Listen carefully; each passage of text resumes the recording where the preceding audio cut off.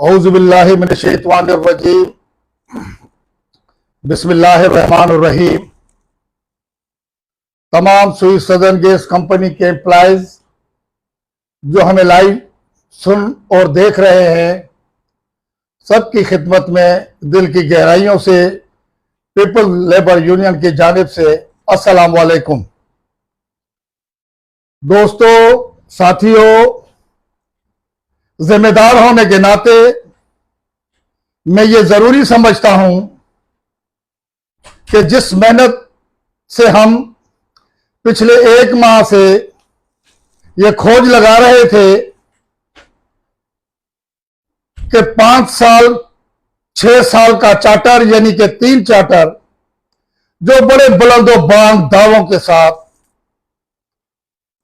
खादे जी camp office में general body की सूरत में लोगों को जिस अंदाज से सुनाया गया, जो फ्रॉड इदारे के 4,500 मुलाजमीन के साथ दिन की रोशनी में जिस तरह वो फ्रॉड किया गया, और तकरीबन हर तबके का मुलाजिम, चाहे वो सुप्रीम कोर्ट हो, चाहे वो सनकोटा जूनियर हो, चाहे वो सनकोटा सीनियर हो, चाहे वो सीनियर एम्प्लॉयज हो, चाहे वो ऑर्डिनेंस एम्प्लॉयज हो, सब एम्प्लॉयज की जिस दिन दिहाड़े दिन की रोशनी में खादे जी कैंप के अंदर उस जनरल बॉडी में जेबें काटी गई, धोखा दिया गया, फ्रॉड किया गया, वो काबिल मजम्मत और काबिल शर्म अमल था जो इंसाफ जफाकुश यूनियन ने अमरी मुजाहरा जिस चीज का किया।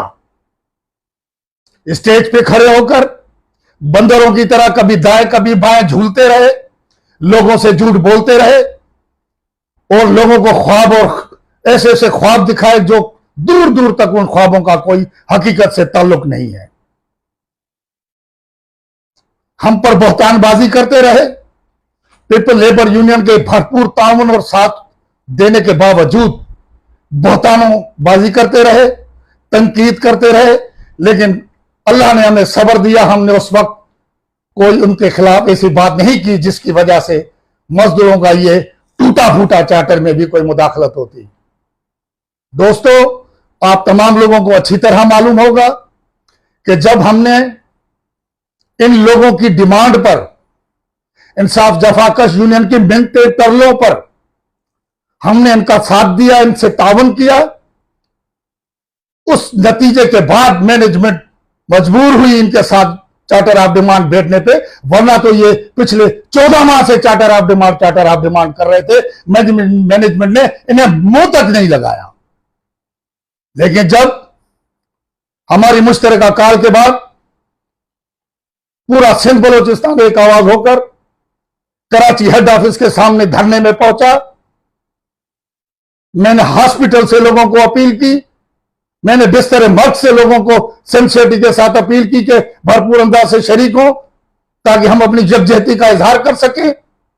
इन एहसान फरामोशों ने बजाय वो एहसान मानने के, बजाय मजदूरों का साथ देने के, इतनी बड़ी कुर्बानी देने के बावजूद भी मजदूरों के तमाम हुकूक का सौदा किया। क्या सौदा किया, उसकी तफसील बड़ी लंबी है, एक एक चीज आपके सामने रखी जाएगी। हम पिछले 1 माह से उस चार्टर ऑफ डिमांड की तलाश में थे और उसको देख रहे थे कि इन्होंने हमारे साथ क्या धोखा और फ्रॉड किया है। खुदा की कसम खाकर कहता हूं कि 50 साल तारीख में इतना नुकसान नहीं हुआ सुई सदर्न गैस कंपनी के मजदूरों का जो इन्होंने पिछले 2 साल के अंदर किया है। हमारे बड़ों की गई जद्दोजहद के बाद, तकालीफ उठाने के बाद, जेलें काटने के बाद, नौकरियां गंवाने के बाद, सर फटवाने के बाद जो मराद हमने हासिल की, वो सारी मराद एक चार्टर ऑफ डिमांड इन जाहिलों, इन नाहिलों की वजह से वो सारी मरामत आप गंवा चुके हो, जिसकी तफसील थोड़ी देर के बाद हमारा सीनियर रहनुमा जनाब दिलावर खान बंगश आपके साथ 1 बाय 1 डिटेल में आपको देंगे। मैं मुख्तसर सिर्फ ये कह दूं कि ये जो नाचना आंगन टेढ़ा वाली मिसाल, ये जो बंदर के हाथ उस तरह आ गया, उसके जो नतायज अब हम भुगतेंगे या भुगतने वाले हैं, ये तारीख गवाही देगी इस चीज की कि मेरा एक एक लफ्ज सच पर मबनी होगा। ये कहते हैं कि हमने 3 चार्टर कराए, खुदा की मार पड़े इन्होंने आपके 2 चार्टर बेचे और सिर्फ 1 चार्टर कराया। उठा के देख लो 2016 और 18 वाला चार्टर। पहले साल में 20% लिया, दूसरे साल में 27% लिया, रिटायर्ड लोगों के लिए 28% लिया। कम से कम वो तनख्वाह, मैं अपनी मिसाल देता हूं, 25,400 रुपया बढ़ी 2016 में, जब आटा 40 रुपए किलो और चीनी 50 रुपए किलो और खाने का ऑयल 160 रुपए लीटर था। डॉलर 105 रुपए का था और पेट्रोल 95 रुपए का लीटर था। तब मेरी तनख्वाह बढ़ी 25,000 रुपए। और इन्होंने 2023 में चार्टर कराया 3 चार्टर। अगर ये 2016 और 18 वाला चार्टर भी कंटिन्यू करते तो हमारी तनख्वाह 82%, तकरीबन 81 से 82% बढ़ रही थी, जबकि इन्होंने तीनों चार्टरों को मिला के 56% तनख्वाह बढ़ाई, और वो भी सिर्फ 22 और 24 में। पिछले दोनों चार्टर हमारे बेच खाए, हमारी मिलती हुई मरातें बेच खाई, जिसमें लीव इनकेशमेंट हो, सन कोटा हो, गोल्ड मेडल अवार्ड हो, बच्चों को जो अपना सन कोटा वाले बच्चों को जो नुकसान दिया, 12 साल की सीनियरिटी मार के तनख्वाह इक्वल करके सबकी, कौन सी दुनिया के किताब और कानून में यह लिखा हुआ है कि 12 साल की सर्विस खत्म करके जूनियर और सीनियर को एक जगह पर इकट्ठा कर दिया जाएगा। इन्होंने बगैर पढ़े चार्टर किया है। अगर ये पढ़ते तो अंधे को भी पता चल जाता कि ये क्या लिख कर दे रहे हैं। ये हम पर इल्जाम लगाते हैं कि हमारे छोड़े हुए चार्टर। मैं क्लियर करता चलूं, क्योंकि मैं मुखातिब हूं पूरे सिंध बलोचिस्तान के गयूर मेहनत कशों से। मैं आपको क्लियर कट बता दूं, एक एक लफ्ज का मेरा खुदा गवाह है, शाहिद है, कि जब हम इदारे में आए 2018 के अंदर, तो हमें छोड़ा हुआ चार्टर मिला जो एजाज बलोच के दौर का था, सईद खान के दौर का था, और ये नदीम उनकी टीम का हिस्सा था। वो छोड़ा हुआ चार्टर हमें ये देकर, और ये हमसे शिकस्त खाकर बाहर हुए। खुदा गवाह है, और आप अपनी अक्लों को से सोचो कि उस वक्त पीपल्स लेबर यूनियन रेफरेंडम नहीं जीती थी, इलेक्शन जीती थी। हम सिर्फ इलेक्टेड बॉडी थे, सीबीएम नहीं थे। हमारे मुंह से, किसी भी लीडर के मुंह से, हमारी क्यादत के मुंह से आपने ये अल्फाज नहीं सुने होंगे कि ये एजाज का छोड़ा हुआ चार्टर है, इसलिए हमने बेच दिया। हमने वो चार्टर कराया, 34 से 36 महीने का एरियर, कितना अमाउंट आपको मिला, कितना तनख्वाह में इजाफा हुआ, इसके गवाह आप खुद हो।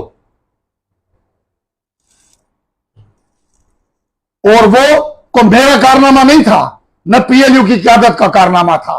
वो कारनामा अगर किसी का था तो वो इदारे के एम्प्लॉयज की जदोजहद का कारनामा था, जो हमारी पीएलयू की दी गई कॉल, यानी कि जनरल बॉडी को कॉल सुनने के बाद पूरा सिंध बलोचिस्तान का एम्प्लॉयज अपनी अपनी एप्लीकेशन से छुट्टियों की दरख्वास्तें अपने अपने ब्रांचों में देकर और कराची की तरफ मुंह करके लब्बैक लब्बैक पीपल्स लेबर यूनियन का नारा मारते हुए कराची की तरफ रवा दवा हुए। मैनेजमेंट ने घुटने टेके और वो डूबा रहा हुआ चार्टर हमें देने पे मजबूर हो गई। नाम सीबीए से बार्गेनिंग करने के लिए हमने उसे मजबूर कर दिया। लेकिन ये लोग जो सीबीए थे, इन्होंने क्या गुल खिलाए, ये तफसील आपको भी थोड़ी देर में मिलेगी तफसील से। ये हम पे बहतान मारते हैं कि हमने 2 चार्टर छोड़ दिए इसलिए चार्टर खराब हो गए। ये तो हम भी कह सकते थे कि एजाज का छोड़ा हुआ, सईद का छोड़ा हुआ चार्टर है, इसलिए हमने खराब कर दिया। खुदा खुदा करे, नाइलों को सीन नहीं होते, ऐसी ही शक्लें होती है जो इनकी है। हमें तो दुख हो रहा है कि जो मेहनतें हमारी लोगों ने बर्बाद की, जो हमारी मराहत हासिल की गई, जो सन कोटा बहाल कराया हमने, जो हमने दिन रात जदोजहद की, उन सब पे इन लोगों ने पानी फेर दिया सिर्फ एक चार्टर में। दोस्तों, ये हम पे बहतान लगाते हैं कि हमने 2 चार्टर छोड़े। क्यों छोड़े 2 चार्टर? क्या मुझे पैसों की जरूरत नहीं थी? क्या दिलावर को जरूरत नहीं थी? क्या फयाज शाह को जरूरत नहीं थी? क्या बशीर बुगियों को जरूरत नहीं थी? पैसों की जितनी जरूरत एम्प्लॉयज को थी, उतनी ही जरूरत हमें भी थी। हम कैसे छोड़ सकते हैं 2 चार्टर? हां, वो चार्टर हम नहीं ले सके, उसकी वजूहात क्या है, उन वजूहात को तलाश किया जाए। नंबर 1, पहली वजह, जैसे ही हमने मई 2019, मेरी डेटें और मंथ बताऊंगा, आप उसको बगौर उसको सोचना और समझना कि मैं सच कह रहा हूं या गलत कह रहा हूं। आपको इजाजत है। मई 2019 में जब हमारा पिछली टीम का छोड़ा हुआ चार्टर जो हमने कराया, जिसका मैंने अभी जिक्र किया, उसका एरियर आपको जून और जुलाई में 2 पार्ट में मिला। जैसे ही वो चार्टर का अमाउंट हमारी जेबों में आया, हम मैनेजमेंट के साथ 2018 और 20 के चार्टर पे बैठने लगे और पुरजोर मुतालबा किया कि हमारे साथ नए आने वाले चार्टर पे बैठो। मैनेजमेंट ने हमें चार्टर निगोशिएशन का लेटर दिया कि आओ निगोशिएशन करें नए चार्टर पे। तो क्या इदारे के लोगों को मालूम नहीं कि उस चार्टर के रास्ते में रोड़े किसने अटकाए? मैं नाम लेना, दिन ऐसा है कि मैं नाम लेने पे मजबूर हूं। जमील आखुंज़ादा, ताल्लुक कोटा से, वो हमारा मेंबर भी नहीं था। पीएलयू से दूर दूर तक का उसका कोई नामो निशान वास्ता नहीं था, लेकिन उसने जाली पे स्लिप किसी के हबीबुल्लाह काकड़ के कहने पर एनआरसी कोटा में झूठा केस किया दिलावर बंगश की चेयरमैन इंटरनल इलेक्शन के खिलाफ। जब वो हमारा मेंबर ही नहीं था तो उसे क्या हक पहुंचता था हमारे इंटरनल इलेक्शन का? और इस तरह उसने हमारे 5 महीने बर्बाद किए, जुलाई से लेके नवंबर तक। क्या मिला उसको? जब मैंने उसके खिलाफ जाली दस्तावेज जमा कराने का केस दाखिल किया तो माफी और तरलों पे उतर आया और रीजनल सेक्रेटरी हाजी किफायतुल्लाह के पैरों में जाके बैठ गया कि मेरी नौकरी चली जाएगी, खुदा के वास्ते मुझे बख्श दो, मैं अपने कागज वापस ले रहा हूं। गवाह है पूरी कोयटा रीजन। ये कहते हमने चार्टर छोड़ दिया। उसकी दूसरी वजह, जब वो केस जीते, हम दोबारा मैनेजमेंट के सामने बैठे कि हमारे 6 महीने मजीद जाया हो गए, हमारे साथ चार्टर आप डिमांड पे बैठो। मैनेजमेंट फिर हमारे को लेटर दिया, फिर हमारे साथ बैठने की बात की, फिर हमसे कमेटी मांगी, हमने दोबारा कमेटी जमा कराई। इस दरमियान इदारे में तो क्या, पूरे पाकिस्तान में तो क्या, पूरी दुनिया के अंदर एक कोरोना की लहर आई, जहां पे भाई भाई से हाथ मिलाने से दूर हो गया। अस्पतालों में 2 मरीज साथ नहीं बैठ सकते थे, बस में 2 बंदे साथ सफर नहीं कर सकते थे, शादी ब्याह मौत मैयत सब अलग अलग हो गया। सारी दुनिया गवाह है कि वो कैसा माहौल था। इदारा 6 माह के लिए बंद हो गया। सितंबर 2020 के अंदर इदारा दोबारा खुला। जैसे ही इदारा खुला, हमने फौरन मैनेजमेंट पे प्रेशर डाला कि हम 2 साल लेट हो गए, हमारा चार्टर करो, हमारे लोगों की बड़ी बुरी हालत है। मैनेजमेंट ने तीसरी बार हमें बोला कि हम आपसे 1 हफ्ते बाद मीटिंग करेंगे, इंशाल्लाह ताला आपके साथ निगोशिएशन पे बैठेंगे। इदारा खुलने के 1 हफ्ते के बाद जब हम दोबारा मैनेजमेंट से मिले तो मैनेजमेंट ने हमारे हाथ में एक लेटर पकड़ा दिया। जब हमने लेटर पढ़ा तो उसमें लिखा गया था कि जी सईद खान साहब ने, ex general secretary Saeed Ahmed Khan साहब ने आपकी बॉडी को चैलेंज कर दिया है।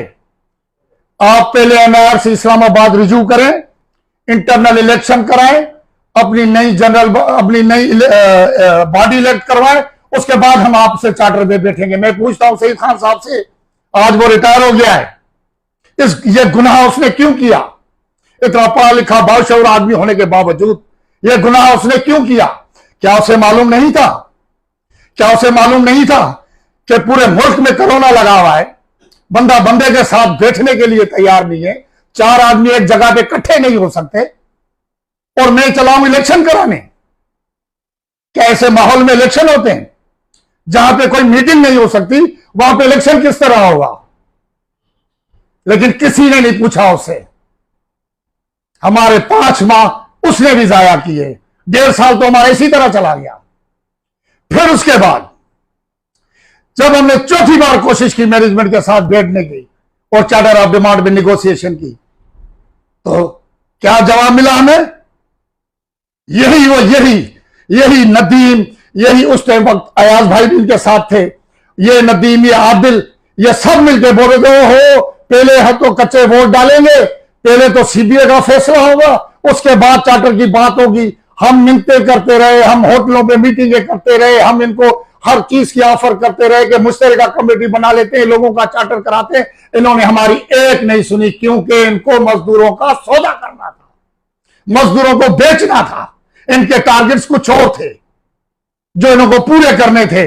इन्होंने रेफरेंडम का ड्रामा रचाकर मजदूरों से उसकी जेन्युइन क़यादत छीनकर जाली वोट डालकर 320 जो हमने जाली साबित किए वो वोट इन्होंने जाली डालकर और ये इख्तिदार अपने हाथों में लिया, जैसे इनके लीडर इमरान खान ने 2018 में लिया। ये उसी की जीली तंजीम है। इन्होंने कच्चों से फ्रॉड किया, उनको पक्का होने का झांसा दिया, और उसके बावजूद 320 जाली वोट कास्ट करा कर ये मुंतखब हुए, जो कि सरासर इदारे के मजदूरों के साथ नाइंसाफी थी। मैंने अपना हक अदा किया, मैं कोर्ट में गया, मैंने चैलेंज किया, लेकिन हाई कोर्ट कराची ने उनके हक में फैसला दिया। मैं मजबूर था, क्या कर सकता था? फिर मैं, लोगों का जोर था कि चार्टर चार्टर चार्टर, और हाई कोर्ट का जोर था कि ये सीबीआई। अगर मैं और मजीद इस केस को लंबा करता तो लोग शायद मुझे बुरा कहते कि ये हमारे चार्टर में रुकावट बन रहा है। इसलिए मैंने मजदूरों की किस्मत छोड़ दी। सोचा कि भाई मजदूरों को चार्टर की जरूरत है, ये कुछ तो करेंगे, लेकिन इन्होंने जो किया उससे खुदा की पनाह। मेरी 32 साल सर्विस हो चुकी है, इतना नुकसान मैंने जिंदगी में कभी नहीं किया देखा जितना नुकसान इस जाहिलों ने, इन नाहलों ने किया। ये एक एक चीज का हमें नहीं तो खुदा को जवाब जरूर देंगे। इन्होंने बच्चों के रोजगार से खेले, ये बच्चों के मुस्तकबिल से खेले, ये बेवाओं की नसीबों से खेले, ये इदारे के मजदूरों के जो बच्चे हैं, फैमिलीज हैं, उन सब की किस्मतों के साथ ये खेले। इन जाहिलों को यह पता नहीं चला कि हम क्या लिखते दे रहे हैं। ये कहते हैं कि शाह साहब चार्टर छोड़ के चला गया इसलिए नहीं हुआ। खुदा की मार पड़े तुम झूठों पे, अल्लाह ने लानत की है झूठ बोलने वाले पे। बार बार कहता हूं अल्लाह की लानत है झूठे पे। जब हाई कोर्ट ने में केस था कि सीबीआई कौन है, पीपल लेबर यूनियन है या इंसाफ जफाकश है, यह तकरीबन 8 माह केस चलता रहा हाई कोर्ट कराची बेंच में। क्या नतीजा निकला? वो उनके हक में फैसला आया। जब हमने 5वीं बार मैनेजमेंट के नवे फ्लोर पे जाकर 150 आदमियों 200 आदमियों के ताकत पर जब हमने मैनेजमेंट के गले पड़े, जब हमने नवे फ्लोर पे हल्ला बोला, तो मैनेजमेंट ने हमारे को जो है प्रेशर में आई, और फिर मैनेजमेंट ने हमारे को लेटर, एक निगोशिएशन का लेटर और दे दिया कि हम आपसे बार्गेनिंग के लिए तैयार है, आप हल्ला गुल्ला मत करो। जब हम उस लेटर के बाद मैनेजमेंट के साथ बात करने गए तो मैनेजमेंट ने दूसरी मीटिंग में हमें यह कहा कि खुदा के बंदो तुम खुद सोचो कि हम किसके साथ बात करें। आपका केस हाई कोर्ट में चल रहा है, 2-4 दिनों में फैसला आ जाएगा। सीबीआई आप हो या सीबीआई इंसाफ जफाकश है, पहले यह फैसला हो जाए ताकि हमें निगोशिएशन में आसानी हो। जब तक फैसला नहीं आता हम किस तरह आपसे बैठे? जब चारों तरफ यह चीज क्लियर हो गई कि पहले फैसला आ जाए उसके बाद हम बैठे, तो जब चार्टर हो ही नहीं रहा था तो फिर क्या कदम था कि शाह साहब इस्तीफा न दें? शाह साहब को कोई पर्सनल मैटर था, उन्होंने रिजाइन दे दी। इसका चार्टर से क्या ताल्लुक है? ये कहते हैं कि आउटसाइडर नामंजूर, इनको डूब के मरना चाहिए। जो जो शख्स इदारे में यह कहता है आउटसाइडर नामंजूर, वो तमाम वो शख्स हर आउटसाइडर के पीछे पानी की बोतल लेके खड़ा रहा है, तारीख गवाह है। जो भी हो, मेरे को सब कौन है जो मुझसे छुपा हुआ है? ये आउटसाइडरों की मरून मिन्नत यूनियनों तक पहुंचे, सीबीओ तक पहुंचे, औहदों तक पहुंचे। आज कहते हैं कि आउटसाइडर नामंजूर। मेरी 32 साल सर्विस है, 5 चार्टर मैंने अपने हाथों से, 3 चार्टर अपने हाथों से किए, मेरे सिग्नेचर है। मैं गवाही देता हूं खुदा को हाजिर नाजिर जानकर कि इदारे के एम्प्लॉयज को आज तक किसी आउटसाइडर ने कोई नुकसान नहीं दिया जितना नुकसान इंसाफ जफाकश के इनसाइडरों ने दिया है। कौन था इंसाफ जफाकश यूनियन के अंदर आउटसाइडर? कोई भी नहीं था, सारे इनसाइडर थे।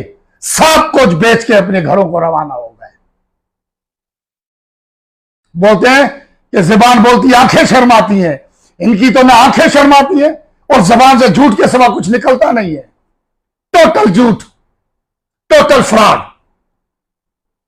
दिन दिहाड़े दिन की रोशनी में इन्होंने लोगों की जेबें काटी। खुदा इनसे पूछेगा। पेपर लेबर यूनियन अपनी जगह पर कायम और दायम है। हमारी मुशावरत वकीलों के साथ चल रही है। कहीं पे हमें मस्बत जवाब मिला है, कहीं पे मनफी जवाब मिला है। हमें हर चीज दाएं बाएं देखनी है। हर चीज के 2 पहलू होते हैं, एक मनफी पहलू होता है, एक मस्बत पहलू होता है।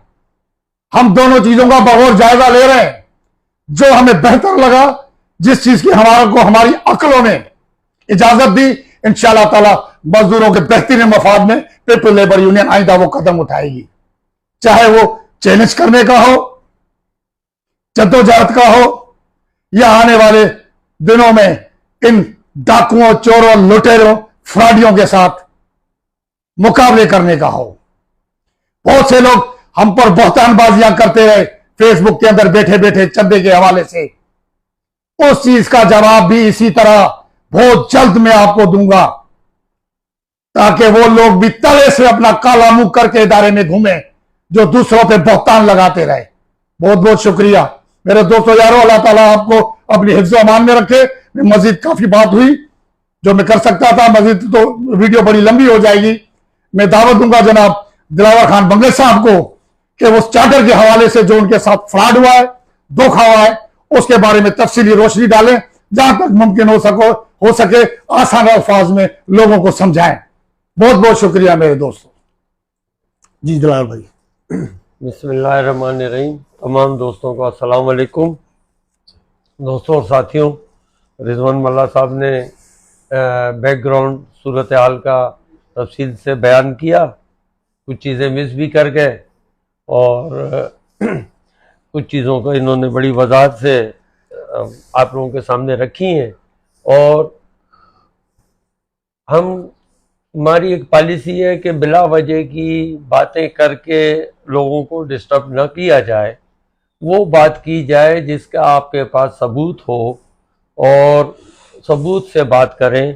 आज तक हम इंतज़ार कर रहे थे कि चार्टर की कापी बाकायदा जब हमें मिल जाए, और अल्लाह का शुक्र है कि पीपल लेबर यूनियन, हमने अपने एक लेटर में लिखा था कि जाग रही है। पीपल लेबर यूनियन पहले दिन से जाग रही थी। इन बदनीयत लोगों की जो सोच थी कि चार्टर को हम छुपाएंगे, हमने एक जुमला लिखा था कि हम पाताल से भी सच निकाल के ले आए।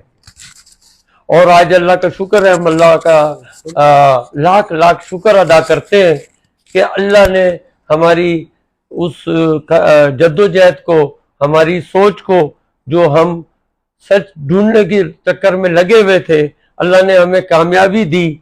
और ये सहरा तमाम पीपल लेबर यूनियन के सर जाता है और कि वो जो आज तक छुपाया जा रहा है, मेहनत कशों के मुतालिक मुआहदा है, बड़ा अजीब सा लगता है। मैं हंसी भी आती है, दुख भी होता है कि जिन लोगों के लिए मुआहदा किया गया है उनसे आज अंदाजा लगा लें कि 20 तारीख है, 29 तारीख को सैन हुए हैं, तो तकरीबन ये जो है 20-21 दिन बनते हैं। 20-21 दिन से चार्टर की कापी को छुपाया जा रहा था।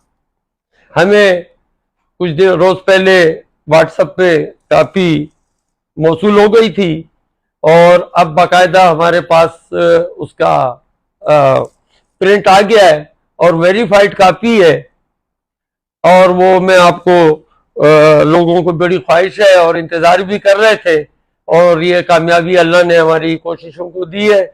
और अल्लाह शायद हमसे कोई काम लेना चाहता है मजदूरों के हक में।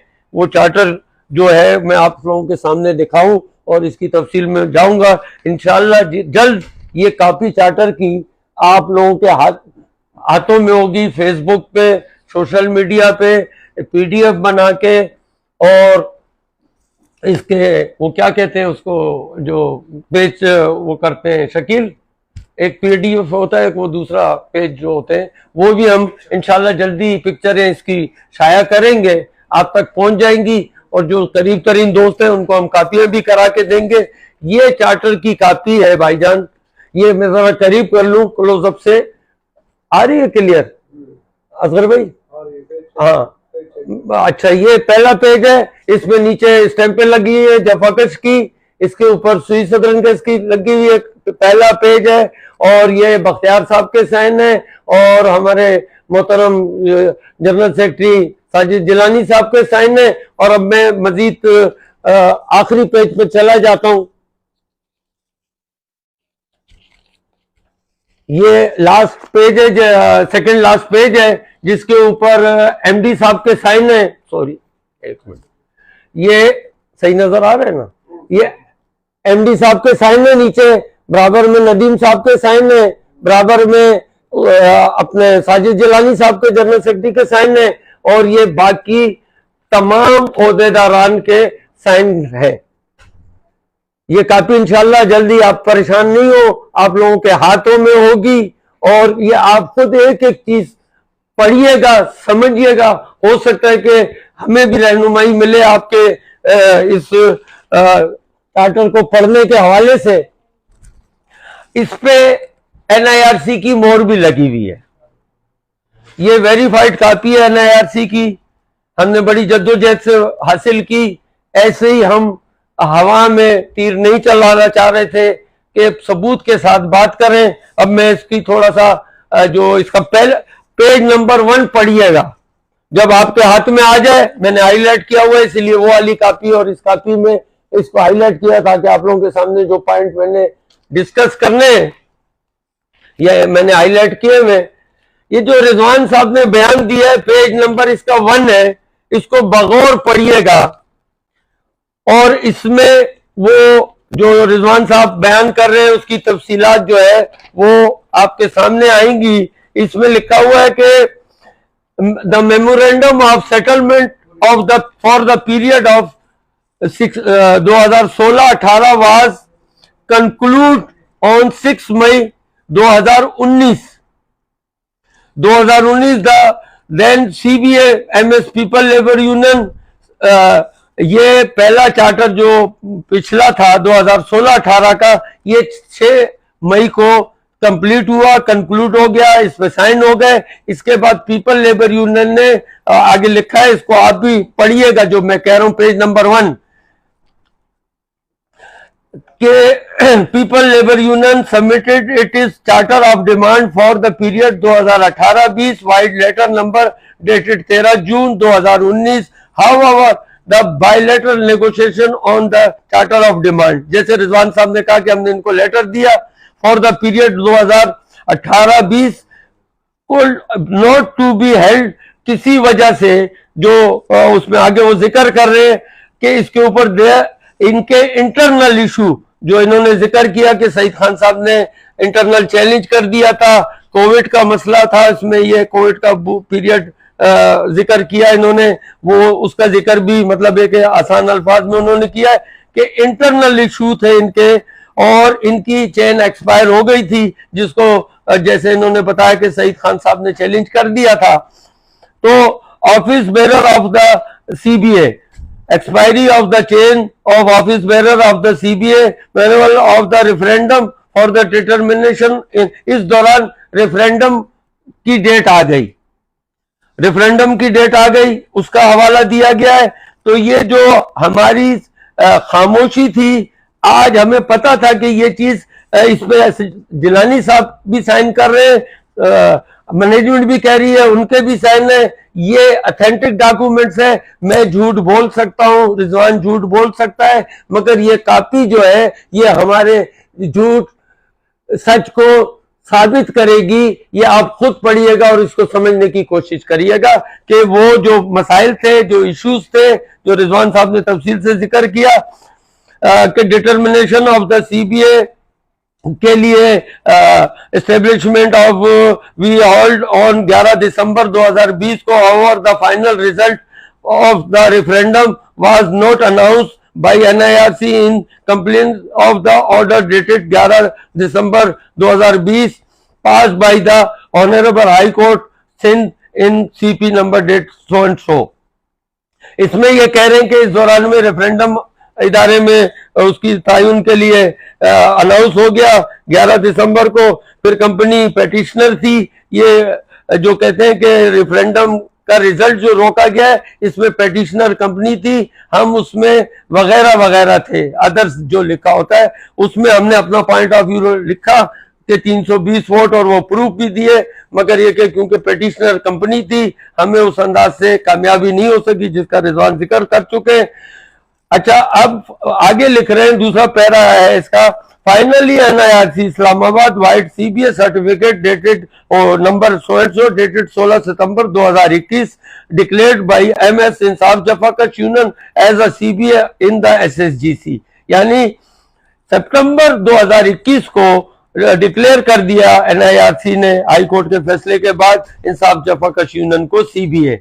आगे वो लिख रहे हैं कि इस दौरान में सीबीए बनने के बाद कंपनी ने इनको अपना चार्टर ऑफ डिमांड दिया, जैसे हम देते हैं ऐसे कंपनी को भी राइट है, कंपनी भी अपना चार्टर ऑफ डिमांड देती है। इससे पहले मेरे कोई 12-15 चार्टरों का तजर्बा है, कंपनी हर दफा खैर मोहम्मद खासकली साहब मरूम अल्लाह जन्नत नसीब करे, उनके दौर में भी चार्टर ऑफ डिमांड अपना देती थी एज पर लॉ।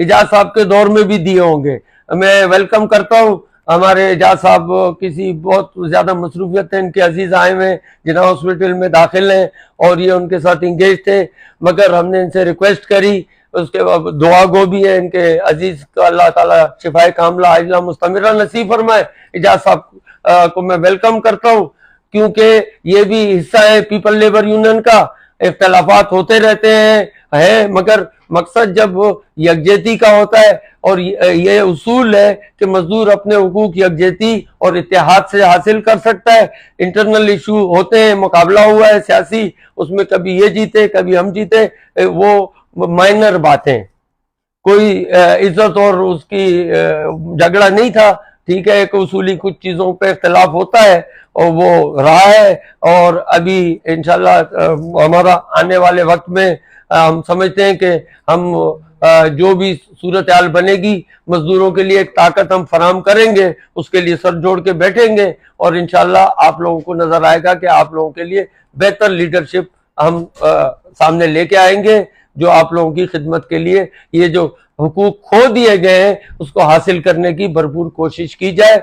अब इन्होंने जो कुछ किया है अफसोस होता है, बस दुख है, अब क्या कर सकते हैं, कर दिया इन्होंने। तो मैं एजाज साहब को, आयाज मेहर साहब को वेलकम करता हूं और साथ में अपना बयान भी जारी रखता हूं, क्योंकि बहुत तफसील है इसके ऊपर। अगर मैं बात करना चाहूं तो मैं शायद सुबह हो जाए और मोबाइल की बैटरी भी बैठ जाएगी, मगर ये दुख खत्म नहीं होगा। इन्होंने वो जुल्म किया है, वो जुल्म किया है, और इसका आगे मैं बता भी रहा हूं कि क्या क्या है, सीधा सीधा पॉइंट में डिस्कस करूंगा, पूरी तफसील में जब कापी आ जाए आप खुद पढ़िएगा। फिर अगर हम भी जो बात कर रहे हैं उसको भी समझने की कोशिश कीजिएगा और खुद भी समझिएगा, अगर कहीं हो सकता है हम मिसिंग कर रहे हो कोई बात गलत समझ रहे हो तो हमें रहनुमाई कर दीजिएगा, हमें इसमें खुशी होगी। कोई अक्ले कुल नहीं है, मगर जो हमने नतीजा निकाला अपने तजर्बे के हिसाब से, तो मैं कह रहा था कि जो चार्टर कंपनी देती है, इसमें जिक्र है उसका, तो कंपनी ने चार्टर दिया, इससे पहले वो चार्टर मैनेजमेंट से लेके और एक साइड रख दिया जाता था, उसके एक पॉइंट पे भी डिस्कस नहीं हुआ है। क्योंकि कंपनी भी कुछ चीजें अपनी प्रॉब्लम शेयर करती है कि ये चीजें हमारे लिए तकलीफ दे, मगर इससे पहले जितनी भी क़यादतें रही हैं, चाहे हमारे 100 इख्तिलाफ रहे हो, सईद खान से रहे हो, इजाज बलोच से रहे हो, गफूर साहब से भी रहे हो, या उनसे पहले किसी से भी रहे हो, खैर मोहम्मद खासकली साहब के दौर में उसको एक तरफ रख दिया जाता था, एक चुन्नी की चीज भी नहीं छोड़ी जाती थी। ये चार्टर जो है, जो आगे आपके सामने जब आएगा तो आप खुद अंदाजा लगाओगे कि ये सीबीए का चार्टर है ही नहीं, इंसाफ जफाकश यूनियन का, जो मैनेजमेंट ने इनके सामने रखा है वो इन्होंने सेंड किया है। इसीलिए अब इनके अपने ओहदेदार कह रहे हैं कि हमें पता ही नहीं है। पता कर ना होने से आपकी जान नहीं छूटेगी भाई, आप इसमें बराबर के जुर्मदार हो, आपके साइन है। आपको, मैं आदिल को इसमें अप्रिशिएट करता हूं कि उसने ये प्ली ली है कि मैं बगैर देखे चार्टर पे साइन नहीं करूंगा। हमारा उससे इख्तिलाफ है, वो अलग यूनियन का मेंबर है, मगर उसने एक उसूली बात की है। हर आदमी को किसी भी, भाई मैं आपकी 5 करोड़ की जमीन हो और उससे आपके सामने पेपर रखूं तो आप 10 दफा सोचोगे कि नहीं, बगैर देखे और पढ़े समझे मैं वकील से मशवरा करूंगा। आपने इस चार्टर में कंपनी को कहते हो कि हमने 12 अरब रुपए का चार्टर कराया, मैं इसका एक एक पाई का हिसाब निकाल के बताऊंगा कि 8 से 12 अरब जो हमारा, हम अभी तक नतीजे पे पहुंचे, फाइनल कर रहे हैं इसको, 10 से ऊपर फिगर जा रहा है। 8 से 12 अरब के दरमियान लोगों का पैसा कंपनी को छोड़ा गया है। दिलावर खान साबित करके दिखाएगा। बातें करते हो ये चार्टर ऐसा होता है, हमारा तो 2.5 अरब का चार्टर था और 34 महीने के आपको 3.25 अरब रुपए की पेमेंट हुई। आज अपने मजदूर खुद अपनी जेब में देखे कि उस 3.25 अरब के से उसकी जेब में कितने पैसे आए थे। और ये जो कह रहे हैं कि हमने 3 चार्टर किए, 3 चार्टर के हिसाब से इनकी जेब में हमारे एक चार्टर के 3.25 अरब रुपए के अमाउंट के बराबर आपका पैसा नहीं है। लोगों की जेबों में गया ना, वो खुद आपको गवाही देंगे मजदूर। मैं गलत कह सकता हूं, मगर उनके पास जो आया है वो गलत नहीं हो सकता है। जो उनको वसूल हुआ है, इसमें लीव इनकैशमेंट का पैसा भी मिला के आपने पिछली दफा लोगों के साथ जुल्म किया, बताया नहीं कि अपना एरियर ज्यादा शो करने के लिए इनकम टैक्स नहीं काटा। इस दफा कोई 250-300 लोगों की तनख्वाह माइनस में चली गई है और कोई 250-300 लोग अंडर 1000 है, उनके 1000 के दरमियान तनख्वाह है, किसी की 500, किसी की 700, और बाकी लोगों का इसी तरीके से उनका टीपा बैठ गया है। ईद का सीजन है, अब तो मैनेजमेंट एडवांस भी नहीं देगी। उनको कहां खड़ा कर दिया आपने? सिर्फ चार्टर के एरियर को धोखेबाजी से ज्यादा शो करने के लिए आपने इनकम टैक्स का फार्मूला जो है ना वो पिछले महीने नहीं लगाने दिया मैनेजमेंट को एज पर हमेशा। अब जून में तो कंपनी ने क्लोजिंग करनी थी, उन्होंने पूरा काट लिया है, तो उसका नतीजा जब पे स्लिप आएगी तो लोगों को बैंक भी बता रहा है, पे स्लिप मजीद बता देगी। तो मैं आगे चलता हूँ चार्टर के हवाले से। तो कंपनी ने इनको लेटर दिया, अपना चार्टर ऑफ डिमांड दिया, NIRC की सिक्के नंबर लिखी हुई है उसमें, उस सिक्के हिसाब से अच्छा इनकी वो कह रहे हैं कि सीबीए को जब ये सीबीए सर्टिफिकेट मिल गया, could not to get the change of office bearer registered, इनकी चेंज रजिस्टर्ड नहीं थी। उसके बाद 1 साल वो कह रहे हैं कि 18 अगस्त को फाइनली इनकी चेन रजिस्टर्ड हुई। तो भाई सितंबर से लेके 18 अगस्त तक का टाइम ये तो हमने आपका बर्बाद नहीं किया 21 का। दूसरा चार्टर तो आपके जिम्मे में आता है, हमने तो अपना चार्टर कंपनी का ये डॉक्यूमेंट्स गवाही दे रहे हैं कि हमने इन टाइम जमा करा दिया था। तो अब आगे लिखती है 18 अगस्त 21 में 16 सितंबर को आपकी चेन सीबीए डिक्लेयर हो गए, आपकी चेन नहीं है। 1 साल तक आप कोर्टों में आपस में लड़ते रहे, वो भी हमारे मथे डाल रहे हो। बात कोई इंसाफ की करता है इंसान। दूसरा इसके बाद ये कहते हैं कि कंपनी ने इनको लेटर दिया कि भाई आ जाओ, हमारे पास आपकी चेन आ गई है 18 अगस्त 2022 को। अब हमारे पास तीसरा पैरा है, वो ये कह रहे हैं कि notice of demand continue company is charter of demand under section 35(1) of IRA along with the management negotiation team and the invite CBA the start to dialogue mutual dialogue under section 35(2) of IRA 2012 the CBA white letter dated 20 अक्टूबर। उन्होंने अपनी committee बना दी, management ने उनको कहा कि आओ committee बनाओ। Management जोर दे रही है इस बात से लिखे हुए से जिसको जिलानी साहब साइन कर रहे हैं। मैनेजमेंट ने उनको 17 अक्टूबर को लेटर दिया कि आए हमारे साथ बैठे, आपकी चेन आ गई है। तो इन्होंने 20 अक्टूबर को कंपनी को अपनी कमेटी दी और साइनिंग के लिए settlement of demand other condition. Company ने जब इनसे दूसरा चौथा पैरा है the CBA vide letter dated 26 October 2022 submitted charter of demand covering the period with effect 2018-20, 2020-22, 2020-22-24. However, the management will receiving the letter clearly noted down following remarks. Company ने इनका letter जो इन्होंने रिसीव किया था, हम ये कहते थे कि ये 26 अक्टूबर का लेटर क्यों छुपा रहे, ये जाहिर करें ना। उसके ऊपर कंपनी ने रिसीविंग में रिसीव किया और उसमें कह लें कि receiving the letter clearly noted down following remarks, यानी मुंदरजा झेल हमने इसके ऊपर इबारत लिखी। वो इबारत क्या है? We are receiving only charter of demand financial year 2022-24 as under the law we can not receive negotiate in left charter for which Insaf Jafa Keshunan was not CBA, as we will only negotiate charter for the year 2022-24 in line with one। दूसरे page में आता है letter dated 17 October 2022 and your letter dated 26 October 22 IE only for period 2022-24। Management इनसे उस letter के ऊपर लिखा कि आप सिर्फ 22 और 24 में बात कर सकते हो। इस चार्टर ऑफ डिमांड में जहां ये मोहर लगी हुई है कंपनी की, इधर छोटा छोटा हर पेज पे लिखा हुआ है कि सेटलमेंट, ये वाली लाइन कोने में लिखी हुई है, ये देखिएगा, इसमें लिखा हुआ है सेटलमेंट 2022-24। ये 18 उसका नहीं है, कंपनी नहीं मान रही है, ये सेटलमेंट एक ही है।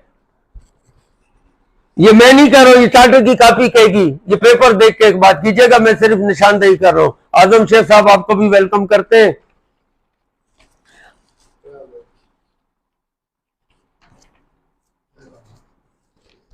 अयाज भाई को कर दिया था मैंने वेलकम, अयाज मेयर साहब भी आए तो जरा सा असल में दिल दुखता है तो तवज्जो सारी इस तरफ है मेरी।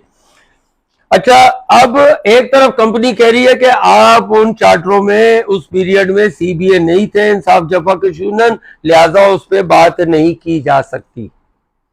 और फिर कंपनी अपनी उस लिखे हुए की खिलाफ वर्जी करती है, क्योंकि कंपनी को फायदा नजर आ रहा था कि इनसे जितना हम ले सकते हैं ले ले। और फिर 18-20 का जो अशर किया और 20-22 का जो अशर किया इन्होंने, वो इसमें तफसील है। और ये कहते हैं कि कोला चार्टर नहीं है। इसका पहला पैरा है 3 नंबर क्लास है, बेसिक पे पेज नंबर 4 बेसिक पे, वो देखें, उसमें लंबी पढ़ूंगा तो लंबी।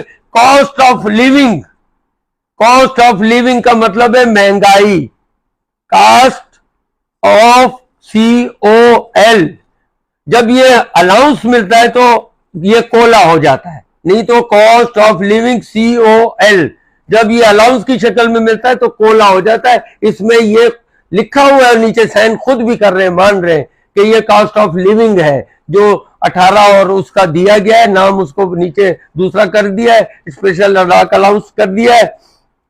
और रिटायर्ड लोगों के साथ जो इन्होंने मेहरबानी की है, अब मैं खुद रिटायर्ड हूं तो मैं उस पर ज्यादा बात करूंगा तो लोग बोलेंगे अपने पॉइंट को रेस कर रहा है, मगर रिटायर्ड के साथ तो किया 700 लोग हैं, बीच में लोग मर गए थे, उनकी बेवाएं, उनके यतीम बच्चों के साथ जो इन्होंने ज्यादती की है, यकीन करें कि अपने नुकसान की इतनी फिक्र नहीं है, मगर जो यतीम बच्चों का भी इन्होंने पैसा कंपनी को छोड़ा है, मैं ये नहीं कहूंगा कि खाया है, कंपनी को छोड़ा है तो क्यों छोड़ा है, ऐसे कोई खुदा वास्ते नहीं छोड़ता है। इतना बड़ा अमाउंट 2 चार्टर आपने कंपनी को छोड़ दिए तो उसकी कोई ना कोई वजह होगी, वो वजह आप भी तलाश करें, हम भी सोच रहे हैं, अपने ख्यालात आप पे मुसल्लत नहीं करना चाहते, आप खुद तज्जिया कीजिएगा कि ऐसे खुदा वास्ते 6-7 अरब के चार्टर कोई किसी को नहीं बख्शता है, और उसमें से आपने 50 करोड़ रुपए भी कास्ट ऑफ लिविंग नहीं बन रहा है जो आपने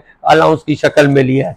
और आगे लिख दिया है इसके 3 का 1118, 3 का 22 है, फिर 222 है कि provided always the parties agreed. एक तरफ कंपनी कह रही है कि आप बात नहीं कर सकते हो, आगे चल के कहती है कि पार्टीज यानी दोनों फरीकैन इस पे मुत्तफिक है, एग्रीड है। तो भाई जब उनको अख्तियार ही नहीं था तो कैसे एग्रीड हो गए, इसीलिए छुपाया जा रहा है आप लोगों से कि कोई इसके ऊपर नहीं हो जाए। हम वकीलों से जैसे कहा है कि मशावरत कर रहे हैं। Parties agreed that this allowance is not an increase of basic salaries, basic में ये शामिल नहीं होगा, ये सिर्फ कोला की शक्ल में मिलेगा। पहला पार्ट है इसका, उसको 1 का नाम दिया गया, स्पेशल डाक अलाउंस नंबर 1, जो 1 जुलाई 2018 से 30 जून 2019 तक है।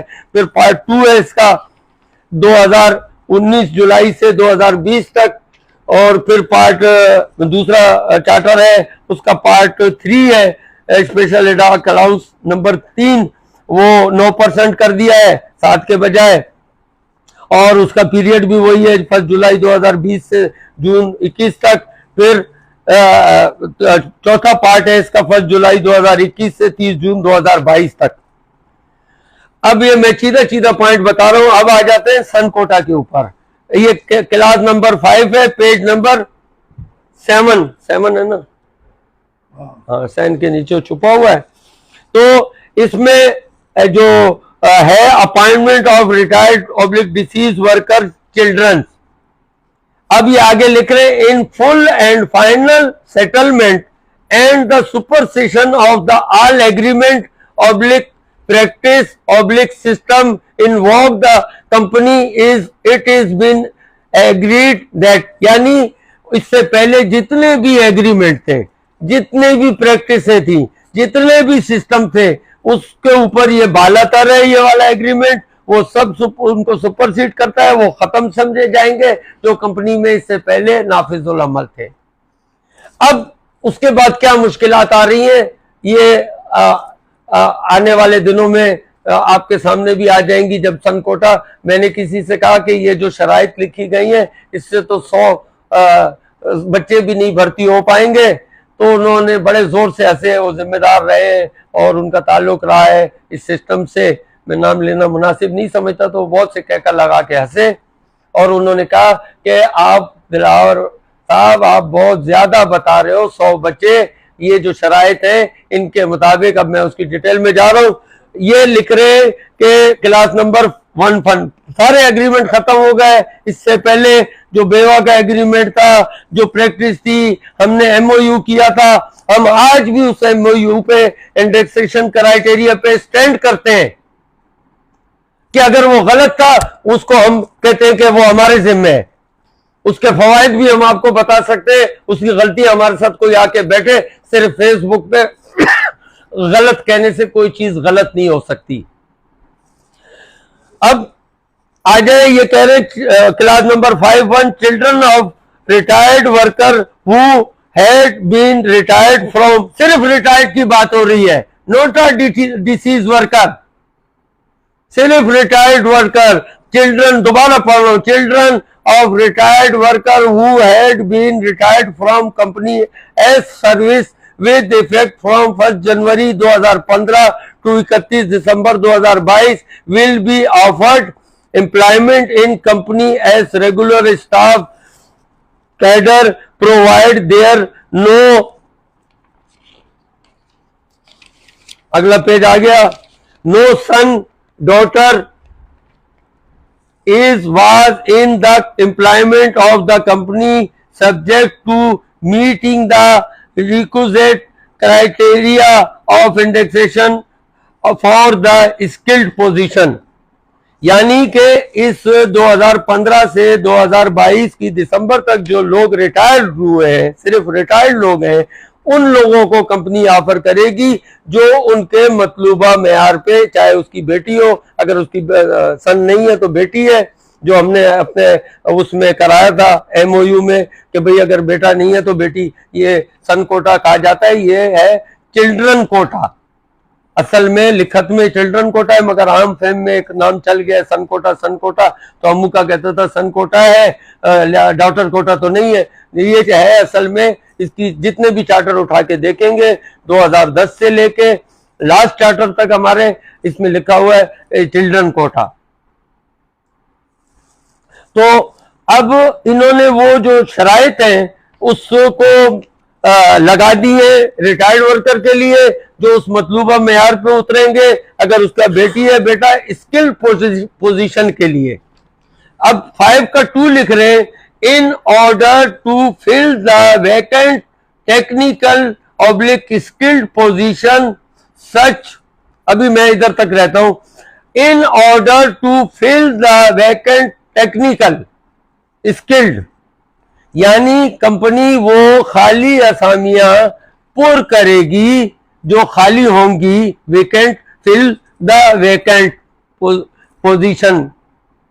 अब इससे आप लोग भी पढ़े लिखे हैं माशाल्लाह, हमारी भी रहनुमाई कीजिएगा, हो सकता है कि हम समझने में गलती कर रहे हो, मगर जितना हमारा तजर्बा है, हमने जो समझा है उसके हिसाब से बात कर रहे हैं। वेकेंट टेक्निकल स्किल्ड पोजीशन, यानी कोई खाली असामियां होंगी तो उसको भरा जाएगा, अगर खाली नहीं होंगी तो भले कोटा 25 साल का ले लो, खाली असामी नहीं होगी तो एक आदमी को भी नौकरी नहीं मिलेगी, इस लिखे हुए के मुताबिक जो मैं समझ रहा हूं। Such was welder comma fitter comma instrument mechanic comma HB welder comma P welder comma steel welder etc, यानी टेक्निकल में जो पोस्टें, बहुत सारी पोस्टें, पूरा पेज भर जाता, जैसे मशीनिस्ट है, मैकेनिक है, एसी मैकेनिक है, कारपेंटर है, प्लम्बर है, ये हमारे सारी पोस्टें हैं इदारे में।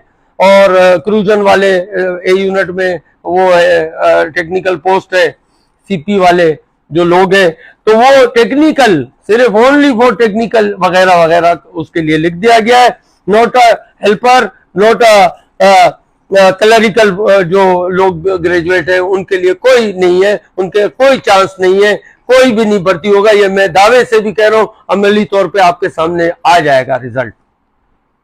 The company will only offer employment, यानी इन लोगों को कंपनी ऑफर करेगी, मैं नहीं कह रहा हूं, ये लिखा हुआ कह रहा है। The company will only offer employment to worker children who have requisite skill set subject to their suitability, यानी वो मतलूबा मेयार पे पूरे उतरते हो इन पोजीशंस के लिए।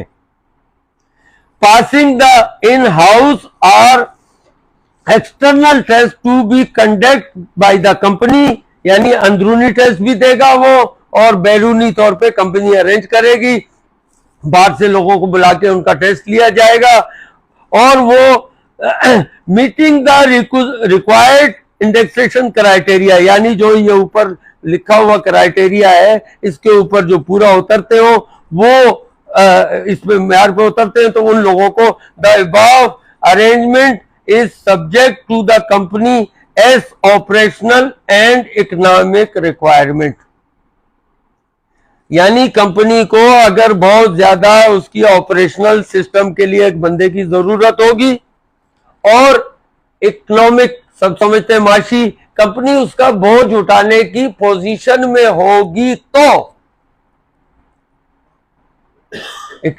ऑपरेशनल रिक्वायरमेंट भी हो और कंपनी उसकी तनख्वाहों का, उनकी मराद का बोझ उठाने की पोजीशन में हो। कंपनी तो कहेगी कि भाई हम पोजीशन में नहीं है, 2000 हम लॉस में चले आ रहे हैं, इस सूरत हाल में कैसे सनकोटा होगा। मैं तो अफसोस करता हूं कि यार सारी इतनी मेहनतों से, इतनी उससे कम से कम वो हमने फुटबॉल खेली है, तो जब दूसरी टीम हावी हो तो आदमी अपने गोल बचाता है। आप बचा लेते, आपने तो सब कुछ देते चले गए उनको, अपने गोल में खुद ही बॉल फेंक रहे हो। तो ये तो जो है ना, अब नाइली कहूं, इससे क्या कहूं, या बस लोगों से क्या दुश्मनी निकाली है, अब आपके क्या मुफादात हुए, अल्लाह बेहतर जाने। में इल्जाम तराशी का कायल नहीं हूं, हकीकत पर मबनी इस चार्टर को देख के जो बात समझ में आती है वो कर रहा हूं। अब आ जाते हैं दूसरी क्लास नंबर 6 है, abolishment of the encashment of sick and casual leave in full and final settlement of demand. It has been agreed to abolish the encashment of sick and casual leave with effect from 1st January 2020. However, the order in maintain the industrial peace, the parties have agreed the encashment of, तरीकेकार नीचे लिखा गया है। अब वो कह रहे हैं कि 2020 से ये इनकैशमेंट का जो फार्मूला था हमने खत्म कर दिया है। जो ये इसको इनकैशमेंट का जो है, पहले साल के 70% मिलेंगे, दूसरे साल के 50% मिलेंगे, तीसरे साल के 50% जो भी अवेलेबल छुट्टियां हैं।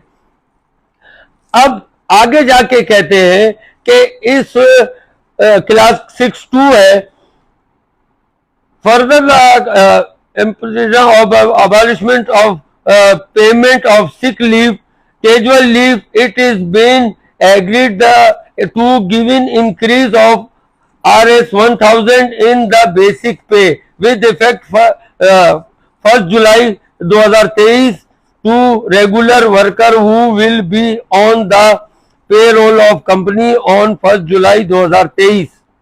This increase will not be applicable on the regular worker who will join duty after signing of this agreement.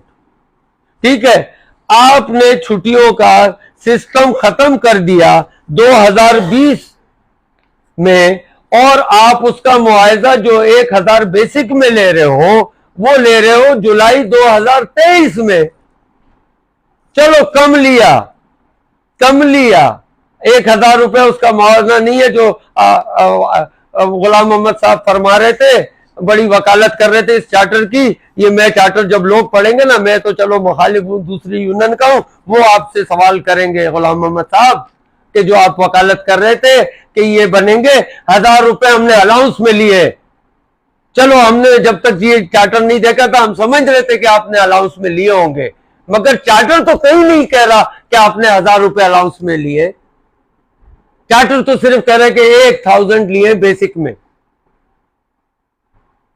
वो 1000 रुपए आप कहां से दोगे? जो या अपनी बात नहीं किया करो, या मर्द की बात होती है तो उसके ऊपर वो फिर खड़ा रहता है।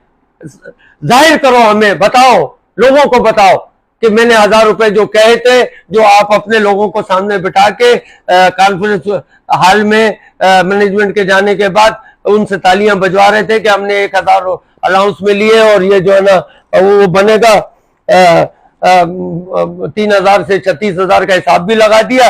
वो साबित भी करके दिखा देना मेरे भाई। लोग कहते हैं दिलावर का शागिर्द है, मैं कहता हूँ माजरत के साथ भाई भी है, हमारे मजदूर साथी है, मगर सोच का फर्क होता है, नालायक शागिर्द है।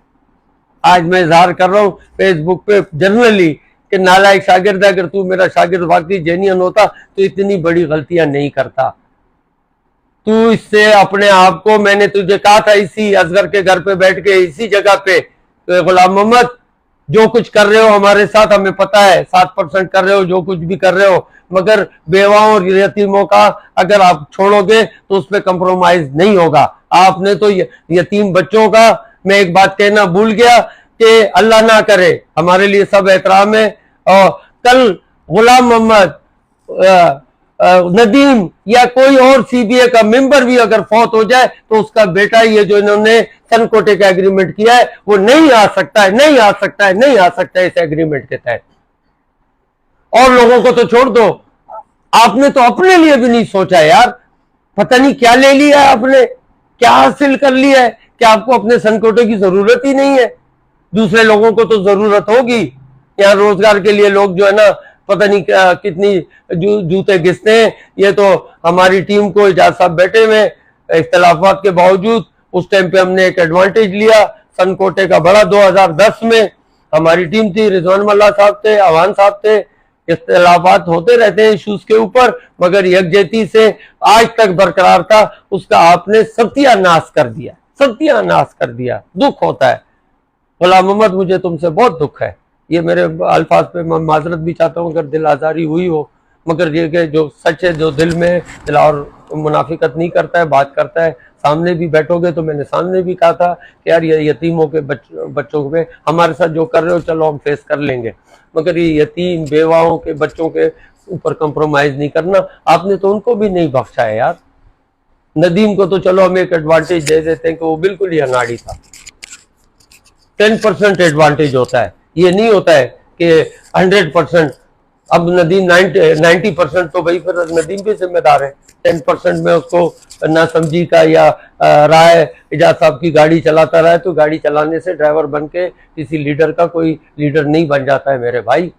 उसके लिए इसमें अपने दिमाग खपाना पड़ता है। उस एक्टिविटी में सिर्फ आप देखा देखी तकरीर कर सकते हो, झूठ बहुत अच्छा बोल सकते हो, लोगों को बेवकूफ बना सकते हो, मगर आपका अमल ये चार्टर है जो लोगों के सामने निकल के आया है। अब ये लोगों के पास जब जाएगा तो लोग खुद आपका इससे पूछेंगे, सवालात करेंगे, फिर जवाब देने के लिए तैयार रहना। वो मैं सनकोटा वाले फिर बोलेंगे दिलावर भैया हमें भूल गए, उनके साथ जो इन्होंने किया है वो होशियार बच्चे और उनकी जो रिजवान साहब ने उस बात कर ली, मैं रिपीट नहीं करना चाह रहा था। वो हम उसमें भी काम कर रहे हैं और हमारी टीम लगी हुई है कि उसका क्या हल निकल सकता है। ये किसी कानून में नहीं है कि जूनियर किसी को बराबर आके खड़ा हो जाए, ग्रेड 5 वाले के बराबर में एक आ जाए। वो नए भी हमारे भाई हैं, हमें उनकी तनख्वाह बढ़ने पे खुशी है, नो डाउट उनकी तनख्वाह बढ़ी है, जो सच है वो मैं मानता हूँ, वो एक अच्छाई है चार्टर की। मगर इन लोगों की 14 साल की सीनियरिटी, 12-13 साल की या 14 साल में तो 14 साल कंप्लीट हो रहे हैं, तो समझता हूँ उनके साथ आपने क्या किया। एक ग्रेड 5 का आदमी एक ग्रेड 1 के आदमी को आपने बराबर खड़ा कर दिया, इसकी कानून कोई इजाजत नहीं देता है। और फिर ऐसा भी हमारे इल्म में आ रहा है कि कुछ जूनियर सीनियर से वो 25,000 रुपये खड़ा हुआ है जिसकी 14 साल सर्विस है, जो जिसकी 6 साल सर्विस हुई है वो उनसे 500-800 रुपये बेसिक में आगे निकल गया है। ये किस कानून में होता है मेरे भाई? हमने तो इतने समझा है, इतने अरसे में रहा है, नहीं तो जाके पूछ लेना। ये हमारे सनकोटे के बच्चों से मैं कह रहा हूँ, जावेद साहब है इदारे में, वो अपना महारत रखते हैं, ठीक है, इख्तलाफ उनसे भी रहा है, मगर ये कि सच बात तो कह देंगे। तो उनसे भी जाके पूछ लीजिएगा कि किसी कानून में ऐसा है गुंजाइश क्या कि कोई सीनियर जूनियर उससे आगे निकल जाए। नहीं, ये बिल्कुल लॉ की खिलाफ वर्जी है। इस पर हम काम कर रहे हैं और इंशाल्लाह आपको एक पॉजिटिव मैनेजमेंट से अपील करेंगे। दोस्त लगे हुए उसमें बना रहे हैं। अगर मैनेजमेंट ने रिस्पॉन्स नहीं दिया तो कुछ चीज़ों को वो चैलेंज कर सकते हैं, उनका हक है। और उसकी पीपल लेबर यूनियन भरपूर सपोर्ट भी करेगी, माली भी, अखलाकी भी, और उनके साथ खड़ी रहेगी। सनकोटे अपने आप को नहीं करें। इंशाल्लाह ताला ये जो आपके साथ ज्यादती हुई है, मैं इंशाल्लाह के अल्लाह के आसरे पे कह रहा हूँ कि अगर हमारी टीम आई तो इंशाल्लाह ये आपका इसका अजाला करेगी करेगी करेगी। इसमें रास्ता है, गुंजाइश है। हम मैनेजमेंट को दलील से, हमने कभी भी मैनेजमेंट के साथ न गाली दी है ना उनको कमरों में बंद किया है। हमने डायलॉग किए, हाँ ठीक है, डायलॉग सख्ती से किए होंगे, मगर ना हम गाली के कायल है। मैनेजमेंट के साथ हमने कई किए हैं, चार्टर उनके साथ बैठे अपने मौके पे उनको कायल किया है। तो ये कायल होने वाली बात है, बिल्कुल इस पे हम मैनेजमेंट को कायल कर सकते हैं कि ये मैं बख्तियार साहब से पूछता हूँ कि बख्तियार साहब, एक डिप्टी चीफ आपसे अगर आगे निकल जाए तो आपके क्या तासुरात होंगे जनाब? आप भी तो इसके चार्टर के माहिर हो ना दूसरी तरफ से। ऐसा आप कबूल करोगे? नहीं करोगे, कभी भी नहीं करोगे बख्तियार साहब। आपके साथ एक अच्छा वो रहा है, मैं ये आपसे मतलब मुनासिब नहीं है, मगर ये कि मैं कह रहा हूँ कि ऐसा आप भी नहीं बर्दाश्त करोगे।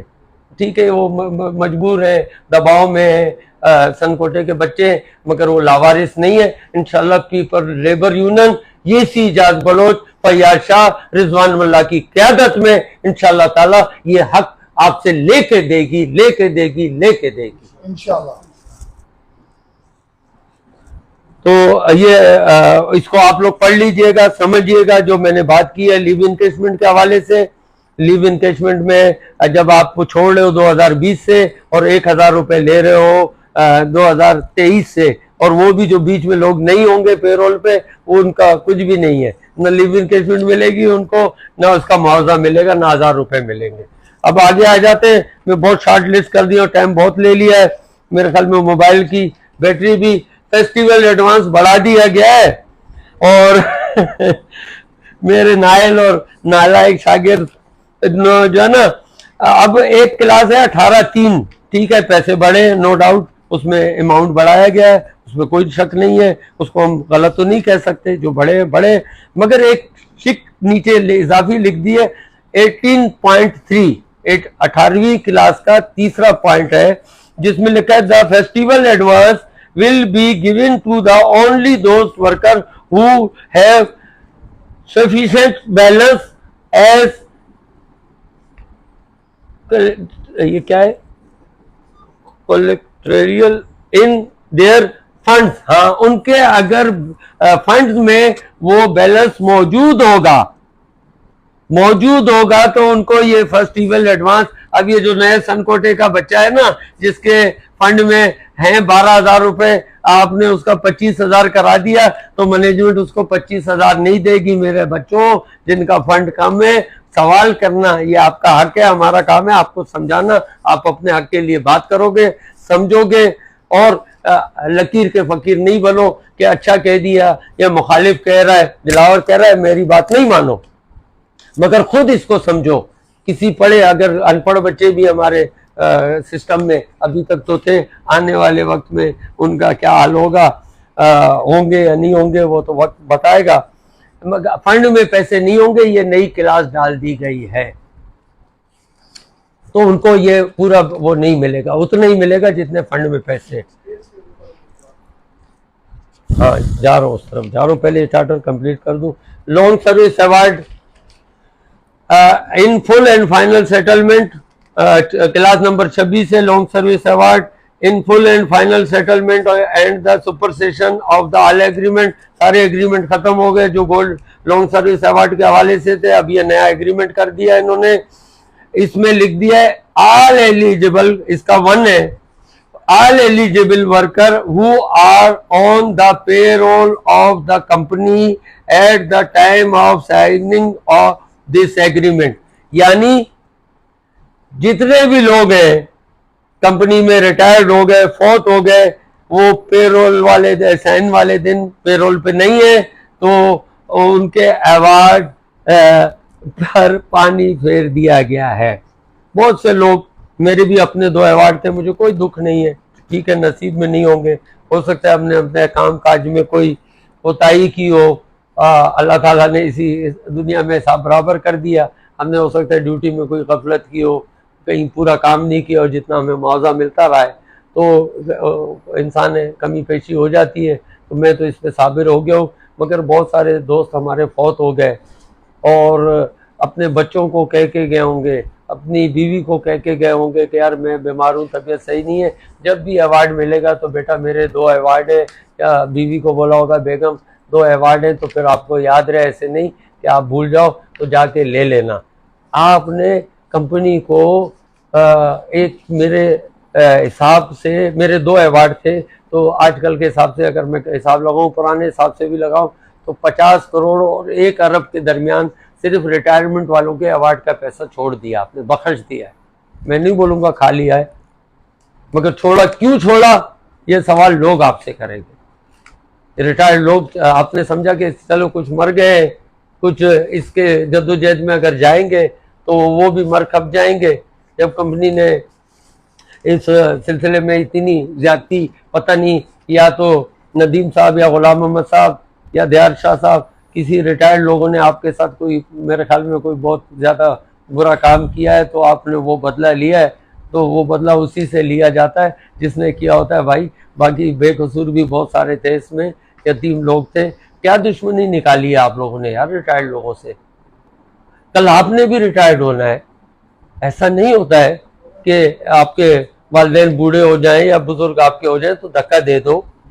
एक इखलाकी तौर पे है, ग्रेजुएटी में नुकसान पहुंचा दिया आपने, उसको चार्टर के एरियर में नुकसान पहुंचा दिया आपने, उसके सन कोटे को तबाह और बर्बाद कर दिया आपने, उसके अवार्ड पे भी छुरी चलाने। इसके हमारे पिछले दिनों कुछ लोग फौत हुए, उनकी नीचे एक शर्त लगा दी गई है।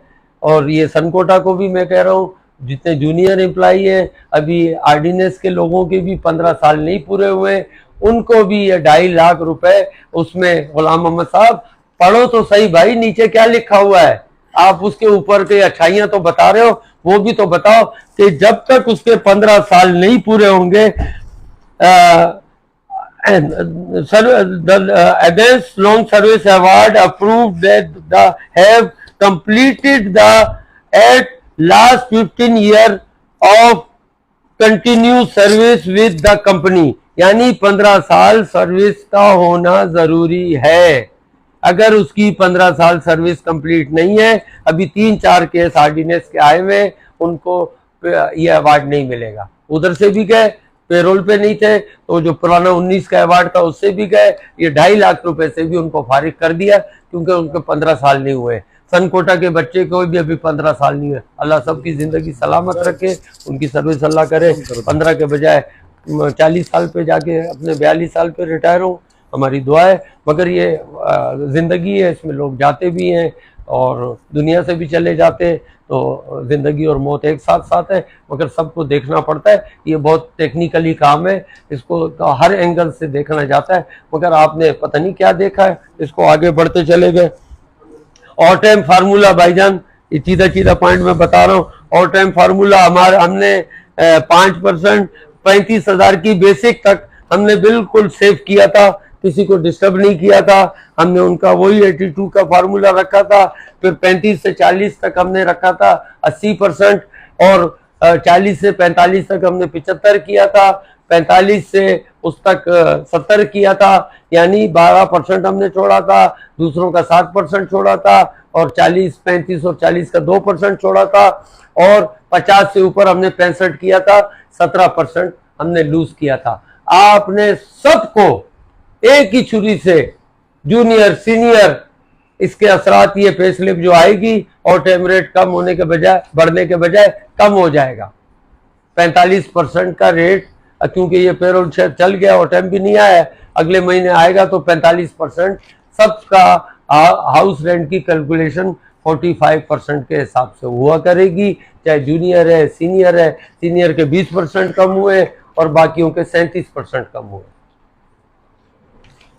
अच्छा, मकान वालों का एक सिलसिला था, और अभी मुझे किसी दोस्त ने फोन किया तो उसने कहा कि भाई कंपनी ने सर्वे कराया है अभी यहाँ ये प्रोग्राम शुरू होने से पहले, तो उन्होंने कहा कि भाई कंपनी ने गुलशन का और इसका सर्वे कराया कि वहां पर जो है ना फ्लैट जो है ना 30 से 35,000 रुपए किराए पे मिल रहा है, और बंगला लो तो 45,000 का पोर्शन किराए पे मिल रहा है। तो मेरे भाई, इस कंपनी के इस मकान पे 50,000 रुपए लागत आई थी जब कंपनी ने ये कंपनी के मकान बनाए थे, और कई 50,000 रुपए कंपनी कमा चुकी है। कंपनी का ये कारोबार नहीं है, ये एक फैसिलिटीज़ है जो अपने मुलाजमीन को दी जाती है। कंपनी अपनी ज़रूरत के तहत स्टाफ को रखती थी। ये जंगल बयाबान थे, यहाँ लोगों का आना मुश्किल था, तो उससे एक सहूलत से लोग मुस्तफ़ीद हो रहे थे। कंपनी कोई मकानों का कारोबार नहीं कर रही कि मकान बना के किराए पे चढ़ाए, कि आप लोगों को कंपनी का नुमाइंदा बन के कह रहे हो कि जी गुलशन में रेट इतना है। गुलशन में होगा रेट, मगर ये कंपनी कोई वो नहीं है, क्या कहते हैं जो रेंट पे मकान देते, लैंडलॉर्ड, लैंडलॉर्ड नहीं, जो किराए पे चढ़ाते हैं।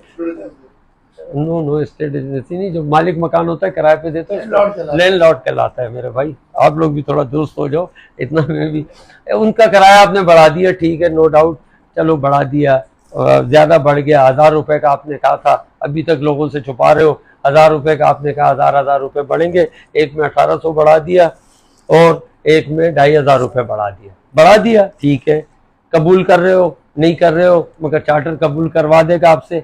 मगर मुझे इससे ज्यादा एतराज जो है, एक नई शिक आपने फिर लगा दी है। नई शिक क्या लगाई है? 30 का 2, the rate of the accommodation charges will be revise in next charters. यानी अब हर चार्टर में ये रेट बढ़ा करेंगे। 2010 में हमने मुआहदा किया, चाहे सईद खान साहब रहे, चाहे जहा साहब की टीम रही, चाहे हम लोग रहे, हमने किराया नहीं बढ़ने दिया।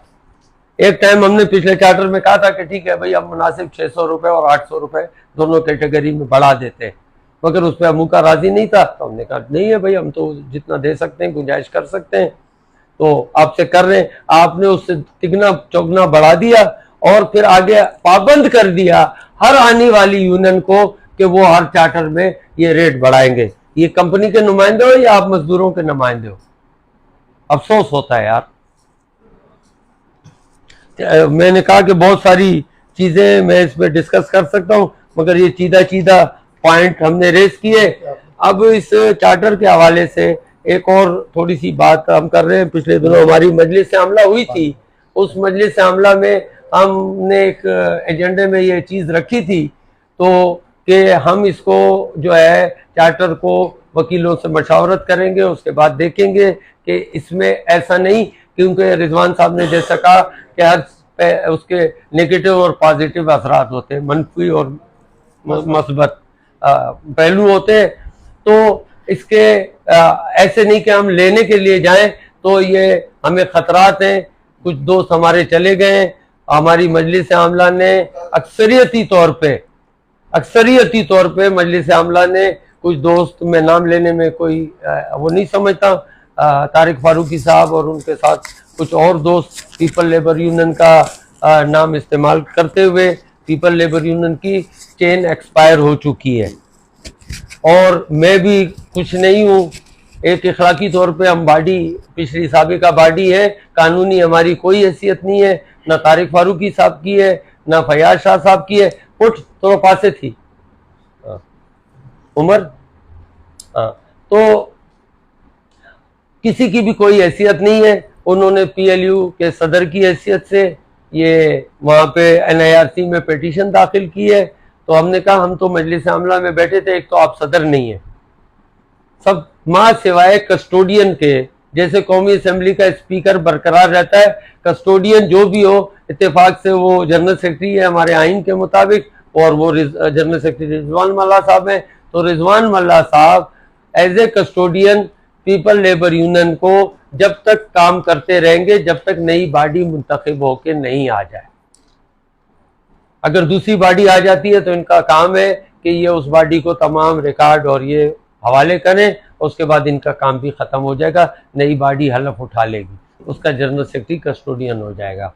तो पीपल लेबर यूनियन का नाम इस्तेमाल करके बगैर मशावरत के उस पर वोटिंग हुई, सिवाय 5 लोगों ने केस के हक में फैसला दिया और बाकी अक्सरियत ने, जितनी भी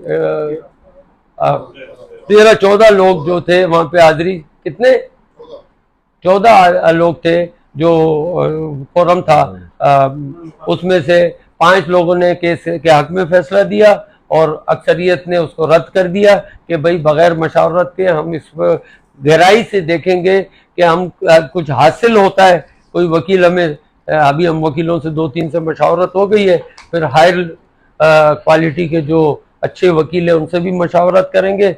अगर ऐसा ना हो कि केस में चले गए, कल कंपनी ने 12% जो जुलाई में लगना है वो रोक दिया, तो उसकी यूनियन के ऊपर हमने वहां पे बिल्कुल मजलिस आमला में बरमला इसका इजहार किया कि उसकी जिम्मेदार पीपल लेबर यूनियन नहीं होगी, ये आपका जाती फेल हो सकता है जिन लोगों ने वो पिटीशन दाखिल की है, पीपल लेबर यूनियन का उससे कोई ताल्लुक नहीं है।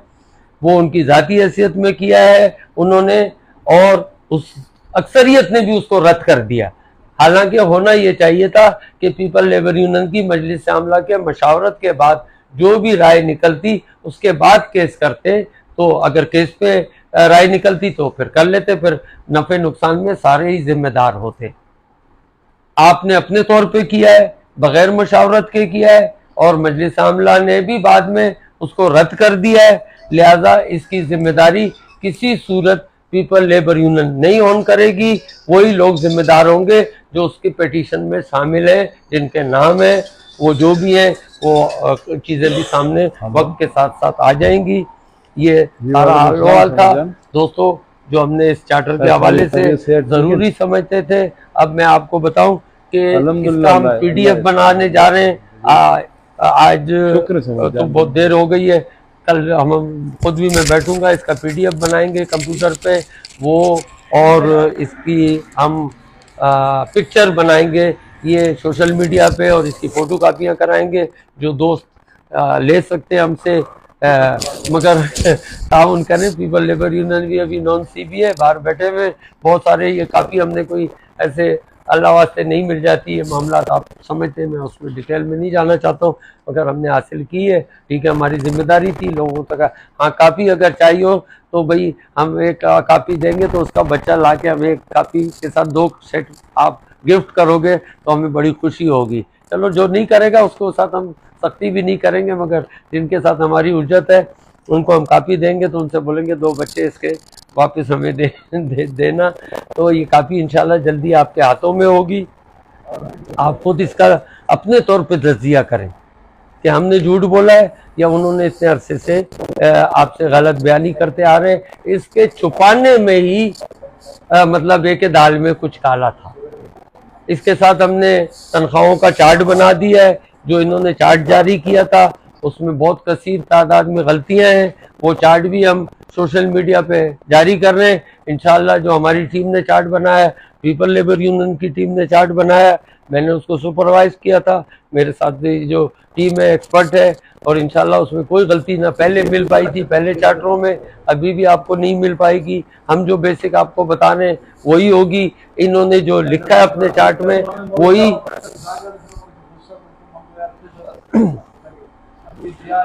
अच्छा। आप मेरे को मजीद दोस्तों ने 1-2 पॉइंट इंडिकेट कर दिए। हमारी मजलिस आमला में जो बातें हुई उसके हवाले से 2 पॉइंट हम ज़रूरी समझते हैं। उसका अलामिया भी हम जल्द जारी करने वाले हैं, क्योंकि हम बहुत रात में 2-2:30 बजे तक रिजवान से राब्ते में था। फिर आज का ये हमने सिलसिला बनाया, सारा दिन हम कई वकीलों के पास गए हुए थे, मैं और मेरे कुछ दोस्त यहाँ के ओहदेदार, नाम लेना मैं मुनासिब नहीं समझता हूँ। तो हम लोग गए थे वहाँ से, शाम को आए, और बिल्कुल ऐसा हाल है कि बात हिम्मत करके कर रहे हैं, क्योंकि आप लोगों को एंगेज किया हुआ तो फिर हमारी भी जिम्मेदारी है। तो ये दुख सुख तो फिर आदमी के ऊपर कभी कभी आते हैं, तो वो हमने आपके साथ शेयर किए हैं। हमारी मजलिस आमला में 2 चीज़ों को बिल्कुल क्लियर कहा कि हमने जो दोस्तों ने इंटरनल इलेक्शन, इजाज़ भाई को बुला लो, बात वो भी बात करेंगे। तो अपना जो इंटरनल इलेक्शन जिन दोस्तों ने चैलेंज किया है, ये हर मेंबर का कानूनी जमहूरी हक है। पीपल लेबर यूनियन की तमाम क़यादत इसको खुश आमदेद बिल्कुल वेलकम करते हैं, और उन्होंने किया है, तो ये उनका हर मेंबर का जमहूरी और आईनी हक है, जो पीपल लेबर यूनियन का आइन उनको हक देता है। मगर साथ साथ में ये भी राय आई कि internal election people labour union वाहिद यूनियन है जो जब से हुई है, चाहे क़यादतें तब्दील होती रही, आवान साहब, एजाज बलोच साहब, रिजवान साहब, फिर फयाज शाह साहब, कादरी साहब, दिलावर और बहुत सारे लोग आते जाते रहे, मगर उन्होंने ये जमहूरी अमल को जारी और सारी रखा। और इंशाल्लाह पीपल लेबर यूनियन आइंदा भी अपने इस जमहूरी अमल को, आइन ने जो तयन किया है, हम पैराशूट के जरिए ना पहले आए थे ना आइंदा आने का सोच सकते हैं। जो लोग ये कहते हैं आउटसाइडर, भाई जान आउटसाइडर नामंजूर, ठीक है आपका नारा है, हमारा नारा कभी नहीं रहा है। जिन लोगों का नारा था, हमने तो ये जो लोग नारे लगाते हैं, वो रिजवान साहब ने कहा है कि वो मैं नहीं कहना चाह रहा, ये ठीक है, उनका हक है, एक मोटो है, वो लोगों को देना चाहते हैं, आउटसाइडर आप कहो, मगर इन्हीं आउटसाइडर अगर लोगों के सामने पेश होंगे तो पिछली दफा भी हमारे पैनल में भी आउटसाइडर थे, दूसरे पैनल में भी आउटसाइडर थे, लोगों ने हमें भारी अक्सरियत से आप मालिक नहीं हो मेरे भाई, 4 लोग मालिक नहीं हो पीपल लेबर यूनियन के, पीपल लेबर यूनियन के मालिक इसके मेंबरान है, जो इसके मेंबरान की तादाद है, वो मिल्कियत जो अक्सरियत फैसला करेगी, चाहे वो आउटसाइडर को दे, चाहे वो किसी को भी वोट दे। हमने वो फैसला पहले भी माना, हमें 70 वोटों से, जब 54 वोटों से शिकस्त हुई, हमें NIRC वालों ने रास्ता दिखाया कि नहीं चैलेंज कर दो, मगर नहीं, हमने चैलेंज नहीं किया, हमने कहा नहीं कबूल है, 1 वोट से भी शिकस्त होती है। ये अभी हम 67 वोटर से हारे, हालांकि इसमें धांधली के गलत वोट थे, नाजायज वोट थे रेफरेंडम में, मगर हमने कहा नहीं फैसला हो चुका, बस ठीक है, इसमें ज्यादा उसमें नहीं जाते। तो आप मालिक नहीं हो कि आउटसाइडर नामंजूर, ये लोगों का फैसला होगा, और इंशाअल्लाह ताला जैसे पहले लोगों ने आउटसाइडरों को वोट दिया, आप भी मैदान जब लगेगा, आप भी जोर लगाना, आउटसाइडर भी जोर लगाएंगे, फिर आप देखना लग पता हमें भी जाएगा, लग पता आपको भी जाएगा। ये सिर्फ आप मिल्कियत बन के, मालिक बन के दावा करते हो, हमारा भी इसमें खून पसीना शामिल है, हमने भी बहुत कुर्बानी दी है, इसके लिए तकलीफें उठाई हैं। आप तो किसी की उंगली पकड़ के आए हो, किसी की सिफारिश पे आए हो, अहलियत पे नहीं आए हो। अगर दिलावर या बैठा हुआ है या एजाज बलोच बैठा हुआ है तो उसकी खिदमत है, यहाँ पे शाह साहब की खिदमत है। आपकी पीपल लेबर यूनियन जब जोरी रिजवान साहब ने जिक्र किया, ये जो हमने लेटर लिए थे, ये कानूनी हक हमारा नहीं बनता था, मगर क्योंकि आपके पीछे, फयाज शाह के पीछे, एजाज बलोच के पीछे, पीपल लेबर यूनियन के बैक पे पाकिस्तान पीपल्स पार्टी है, और ये पीपल्स पार्टी जो है मैनेजमेंट उससे घबराती है, इसीलिए उन्होंने हमें लेटर दिए थे। मगर वो लेटर देने के बाद हमारा गुस्सा ठंडा किया, मगर वो मैनेजमेंट की अपनी पॉलिसी थी, रो रहे थे कि भाई हम तो लेटर तो दे दिया, मगर आप कानूनी तौर पे इस मजाज नहीं हो बात करने के। बात दूसरी भी मैं करता चलूं कि कुछ लोग कहते हैं कि पीपल लेबर यूनियन को हरवाया इसकी आदत ने, रिकॉर्ड दुरुस्त कर लो, पन्नू आकिल वालों, मोबाइल बंद हो गया क्या? हाँ, पन्नू आकिल वालों, और ये कोयटा से जो अपने बयानबाजियां करते हो ना, अपना रिकॉर्ड दुरुस्त कर लो। पीपल लेबर यूनियन ने हराया नहीं है, अक्सरियत ने, जो परमानेंट एम्प्लॉई थे उनकी अक्सरियत ने, कभी भी पीपल लेबर यूनियन ने 2800, जब मेहनत कश भी शामिल हुई थी उस टाइम पे उसने 2800 वोट लिए थे। इस इलेक्शन में इस इदारे के पक्के मेहनत कशों ने 99% हमें पक्कों ने वोट दिया, पीपल लेबर यूनियन की इसी क़यादत ने, जिसमें एजाज बलोच भी हमारे साथ शाना बशाना खड़ा था, तारिक फारूकी साहब थे, सैयद फयाज अली शाह साहब थे, रिजवान बलोच था, मैं था, और हमारी टीम थी। हम पे लोगों ने एतमाद किया, हमें 3500 वोट दिए। आप बातें करते हो, रिकॉर्ड को दुरुस्त करके बात करो कि इन्होंने हरवाया है। हमने तो पीपल लेबर यूनियन का ग्राफ और आगे बढ़ाया, रिकॉर्ड वोट लिया। आप अपना रिकॉर्ड दुरुस्त कर लो। बातें कर लेते हो, हम जवाब नहीं देते। हम मौका आता है तो इंशाल्लाह सामने आएंगे, सारे रिकॉर्ड के साथ आएंगे, सारी ये जो रिजवान साहब ने बातें की है हम प्रूफ लेके आएंगे, वो लेटर दिखाएंगे कि मैनेजमेंट ने हमें क्या लेटर दिए, क्या केस हुए थे, क्या नताइज निकले थे। इंशाल्लाह अवामी राब्ता मुहिम में हम आ रहे हैं जल्द आप लोगों के पास सामने। और जमहूरी अमल है, ठीक है, आप जो भी प्रोपेगेंडा कर सकते हो, हम किसी के साथ बद अखलाकी के कायल नहीं है। अखलाक के दायरे में हम बात करते हैं और उम्मीद करते हैं कि दूसरा आदमी भी अगर इख्तिलाफ राय रखे, उसका कानूनी जमहूरी हक है, वो अपने अखलाक के दायरे में करे, मगर रिकॉर्ड को दुरुस्त तोड़ मरोड़ के पेश न करे। पीपल लेबर यूनियन की क़यादत रही है, लोगों का एतमाद रहा है उसके ऊपर, और इंशाल्लाह आने वाले वक्त में जो ये कुछ थोड़े फैसले हुए थे, लोगों ने उसको दिल से कबूल नहीं किया था, वो भी कुछ चीजें क्लियर हो गई हैं और होने जा रही हैं। आगे आपको नजर आएगा कि वो कहते हैं ना कि सुच्ची देसी घी, सुच्ची हम लोग कहते हैं ना, सुच्ची क़यादत सामने निकल के आ जाएगी, जो पीपल लेबर यूनियन के असल वारिसीन थे 2010 के 9 के बाद से, रजिस्ट्रेशन के बाद से, वो आपके सामने खड़ी होगी। ये जो कराए वराए के लोग थे ना, जो अपने मुफादात के लिए चल रहे थे, और अभी वो इधर भी राब्ते में उधर भी राब्ते में, और उम्मीद लगाए के बैठे हैं कि हम ब्लैकमेल करके कोई ओहदा ले लेंगे। नहीं, किसी को ब्लैकमेलिंग की हम इजाजत नहीं देंगे। हम जमहूरी अमल को वेलकम करते हैं। बिल्कुल इंटरनल इलेक्शन होगा, डंके की चोट पे होगा, और मगर जैसे पीडीएम कहती है कि ये वक्त मुनासिब नहीं है, ये वक्त मुनासिब नहीं है, तो हम भी ये कहते हैं कि पहले रेफरेंडम होना चाहिए। रेफरेंडम में आप अपनी सच्चाई करो, ये हम दोबारा तजर्बा नहीं दोहराएंगे कि पहले इधर जो है ना अपनी किस्मत आजमाई करो। नदीम साहब इलेक्शन लड़ रहे थे, इधर पीपल लेबर यूनियन के अहदेदार थे, सादिक तनोली साहब मोहतरम मेरा दोस्त भी है और वो इधर इलेक्शन लड़ रहा था। नदीम दरनाली है पूरा नाम, नदीम अरशद नदीम है, तो दरनाल के हिसाब से मशहूरी है, उनके लिए फखर भी है, तो बुरा नहीं माना गया। नदीम अरशद साहब जो ये भी इधर इलेक्शन लड़ रहे थे, इधर से हारने के बाद उधर खड़े हो गए।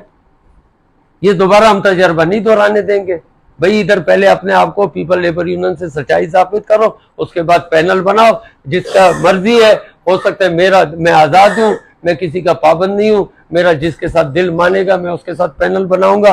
आपका जिसके साथ दिल चाहे उसके पैनल को सपोर्ट करें। ये पीपल लेबर यूनियन के मेंबरान से भी हम ये हक नहीं, हम अपना पैगाम जरूर लोगों तक पहुंचाएंगे, फैसला उनका होगा। हमने पहले भी कबूल किया है, आइंदा भी कबूल करेंगे। और साथ में रेफरेंडम का टाइम पूरा हो रहा है, इनको हम मौका नहीं देंगे। ये शिक भी इसमें डली हुई है कि 6 महीने पहले दूसरा चार्टर दिया जा सकता है। ये कंपनी इतनी मेहरबान क्यों हो रही है?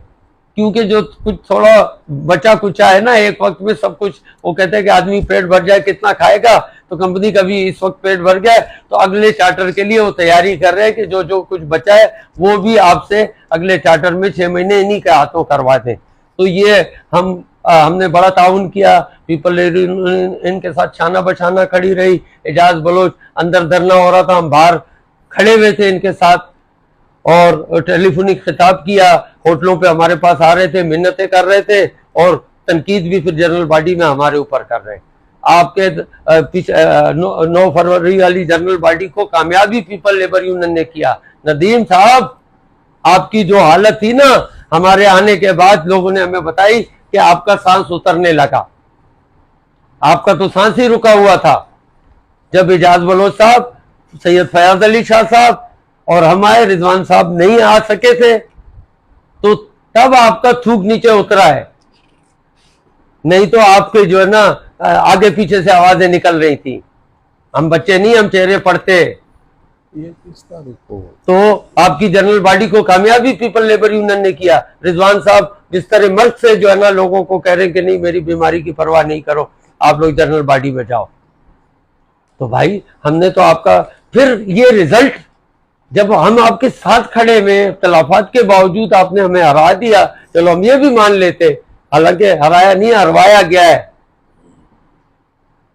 वो उसके बावजूद जो है ना, हम आपके साथ फराग दिली के साथ, हमारी पूरी टीम आपके साथ, जो इनसाइड है जो आउटसाइड है, वो जो भी हम आपके साथ हेल्प कर सकते थे हमने की है।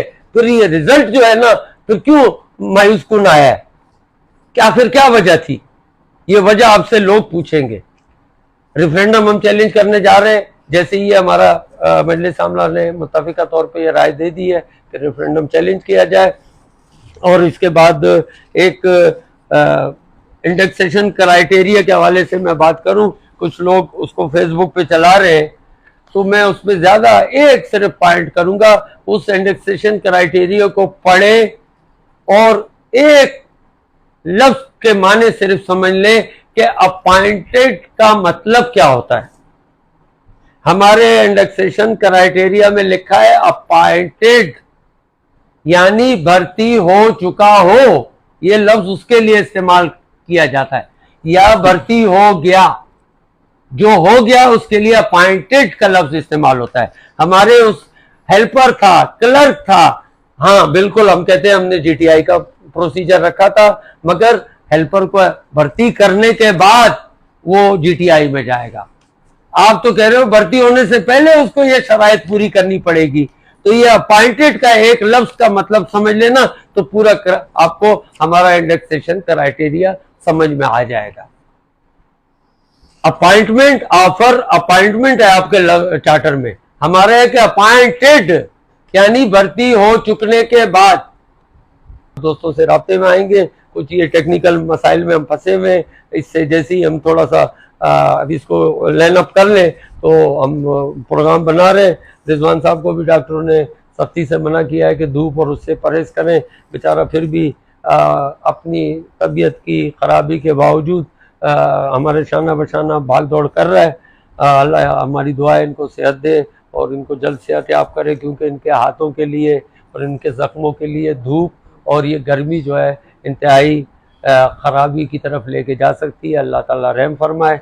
मैं एजाज साहब से गुजारिश करूँगा कि एजाज साहब इसके ऊपर आप भी जो भी अपने इस हमारी बातों से आपने नतीजा निकाला है, आप पीपल लेबर यूनियन के क़यादत की आपने, और ये जो कुछ सामने आया है सबूत के साथ आपने देख भी लिया। मैं देख रहा था रिजवान भाई वाली कापी आप पढ़ रहे थे और आपने खुद भी समझा होगा, और इसके ऊपर मज़ीद बात मैं हवाले करता हूँ। मैं थोड़ा पसीना ही पहुँच लूँ, वाशरूम भी हो आऊँ। बहुत शुक्रिया। औज़ुबिल्लाहिमिनश्शैतानिर्रजीम, बिस्मिल्लाहिर्रहमानिर्रहीम। मोहतरम जनाब दिलावर बंगश साहब, पीपल्स लेबर यूनियन के custodian general secretary Rizwan Malla साहब, यहाँ मौजूद पीपल्स लेबर यूनियन के तमाम सीनियर मेंबरान, अस्सलाम वालेकुम। दोस्तों साथियों, जैसे कि अभी आपने सुना, बंगश साहब ने दिलावर भाई ने एक तफसीली चार्टर ऑफ डिमांड पर एक गौर व गौस किया और आप दोस्तों की खिदमत पे कुछ नुकात रखे। और लफ्ज़, ज़ाती लफ्ज़ शायद मेरे ख़्याल से सियासत के दायरेकार में आ सकते हैं, लेकिन एग्रीमेंट वो कि जिसको दो फरीक़ैन दस्तखत कर लें, इसका मतलब ये होता है कि दो फरीक़ैन के रजामंदी से वो पेपर दस्तखत हुआ और उसके लफ्ज़ छुपाए और जुटलाए नहीं जा सकते हैं। बहुत शुक्रिया दिलावर भाई। मल्ला साहब, आपने मुझे कॉपी दी।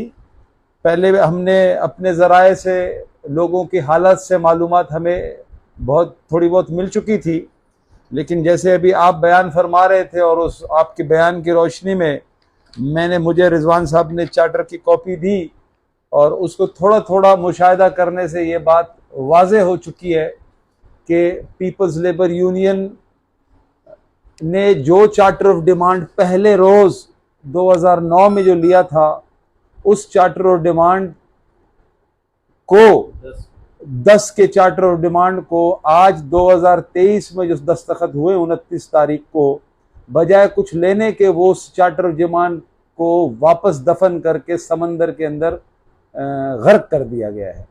तो दोस्तों साथियों, अब आप मेहनत कशों पे ये है कि आप क्या फ़ैसला देते हैं। हम समझते हैं कि हम जमहूरी और सियासी लोग हैं, सियासी वर्कर हैं। हमने हमेशा लोगों के वोट का एहतराम किया, लोगों के फ़ैसले का एहतराम किया और लोगों के फ़ैसले के तहत अपने सियासत का तयन किया। दोस्तों, मैं यहाँ ज़्यादा वक्त नहीं लूँगा, मैं सिर्फ चंद बातें आप इस सोशल मीडिया के ज़रिए और दोस्तों के इस इज्तिमा से, या जो मल्ला साहब और आप दोस्तों ने जो आज की ये वीडियो कॉन्फ्रेंस रखी, मुझे भी बुलाया, बहुत शुक्रिया। मैं देर से आया। मैं तो चंद बातें रखना चाहता हूँ कि मौजूदा CBA जो है वो सबकी है, पीपल्स लेबर यूनियन की भी है, इदारे में दीगर यूनियंस हैं उनकी भी है, क्योंकि CBA ही अपोजिशन होती है मैनेजमेंट के आगे। जब CBA का टाइटल किसी यूनियन को मिल जाता है तो फिर वो अपने मेंबरान के साथ साथ इदारे के तमाम मुलाजमीन की CBA होती है। वो एक अलग बात है कि मौजूदा CBA बनी इदारे के अजीम मेहनत कश कच्चे भाइयों की वजह से और उन्हीं के अक्सरियती वोट के बिना पे।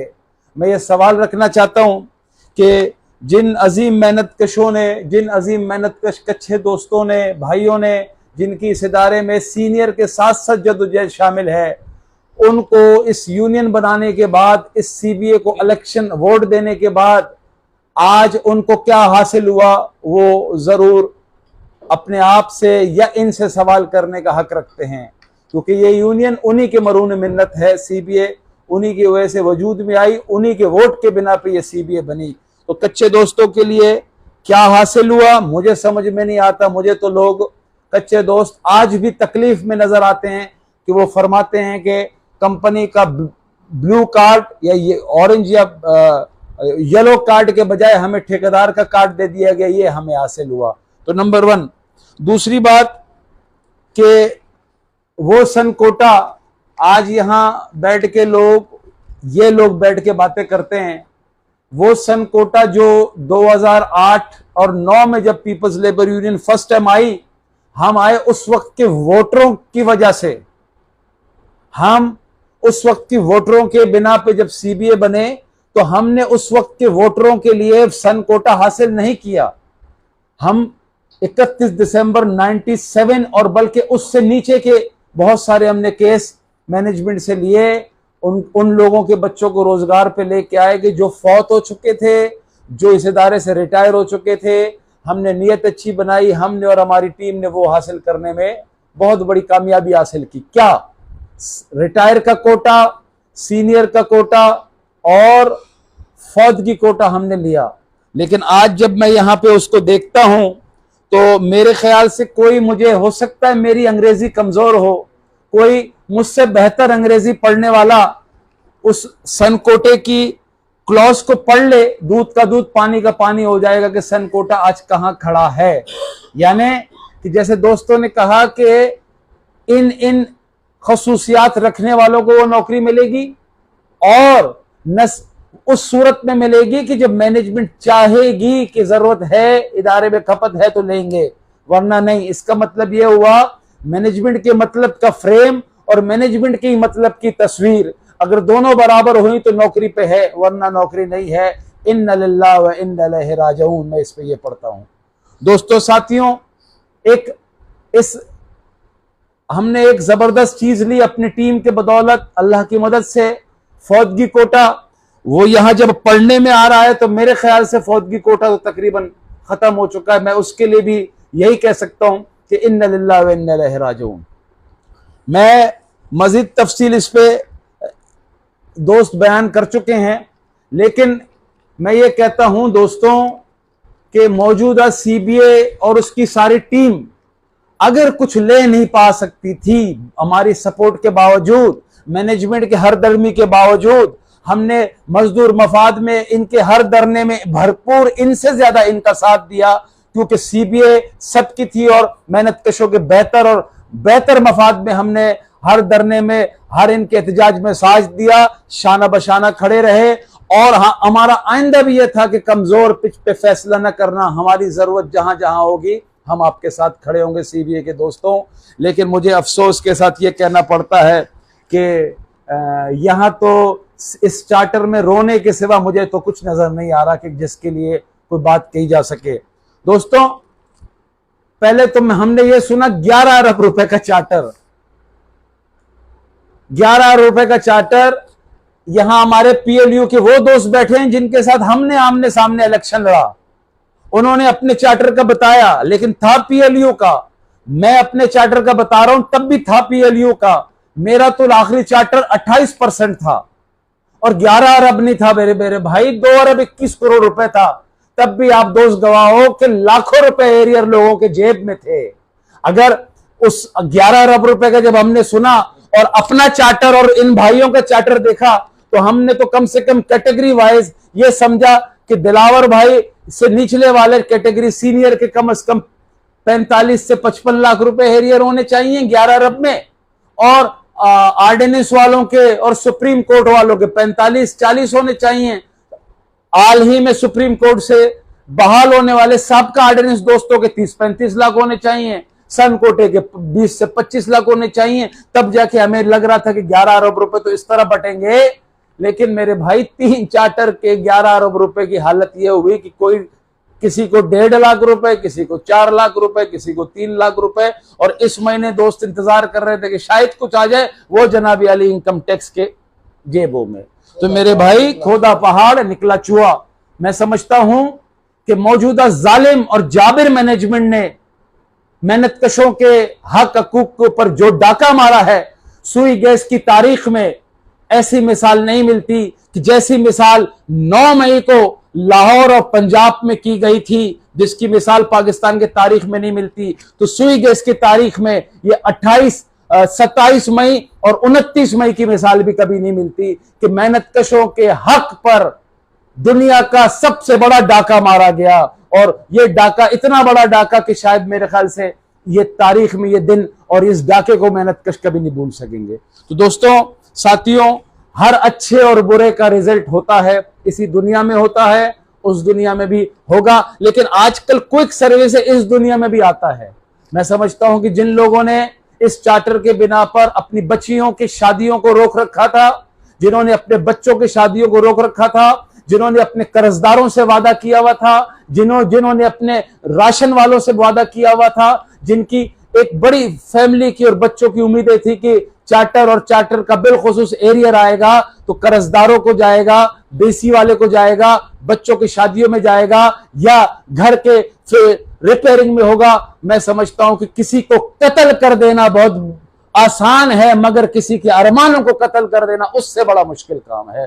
ये शायद लोगों के अरमानों को कत्ल कर दिया गया है। तो दोस्तों, भाइयों, बुजुर्गों, नौजवानों, मेरे इदारे के अजीम कच्चे भाइयों, मेरे इदारे के आल ही सुप्रीम कोर्ट से बहाल होने वाले साबका ऑर्डिनेंस के दोस्तों, सुप्रीम कोर्ट के दोस्तों, सीनियर दोस्तों, वो कच्चे दोस्तों कि जो हमारे वक्त में जिसकी इब्तिदा हुई, मैं उनसे पूछना चाहता हूं दोस्तों, भाइयों, क्या ये अच्छा हुआ है?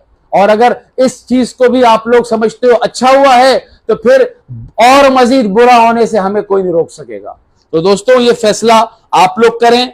जैसे कि दोस्तों के पास चार्टर ऑफ, जाहिर सी बात है, सबका सीबीए है, सबका सीबीए तो हम भी थे, लेकिन इधर से हुआ है। चार्टर की कॉपी आने के बाद अब मेरे ख्याल से कोई चीज रखी छुपी नहीं रही।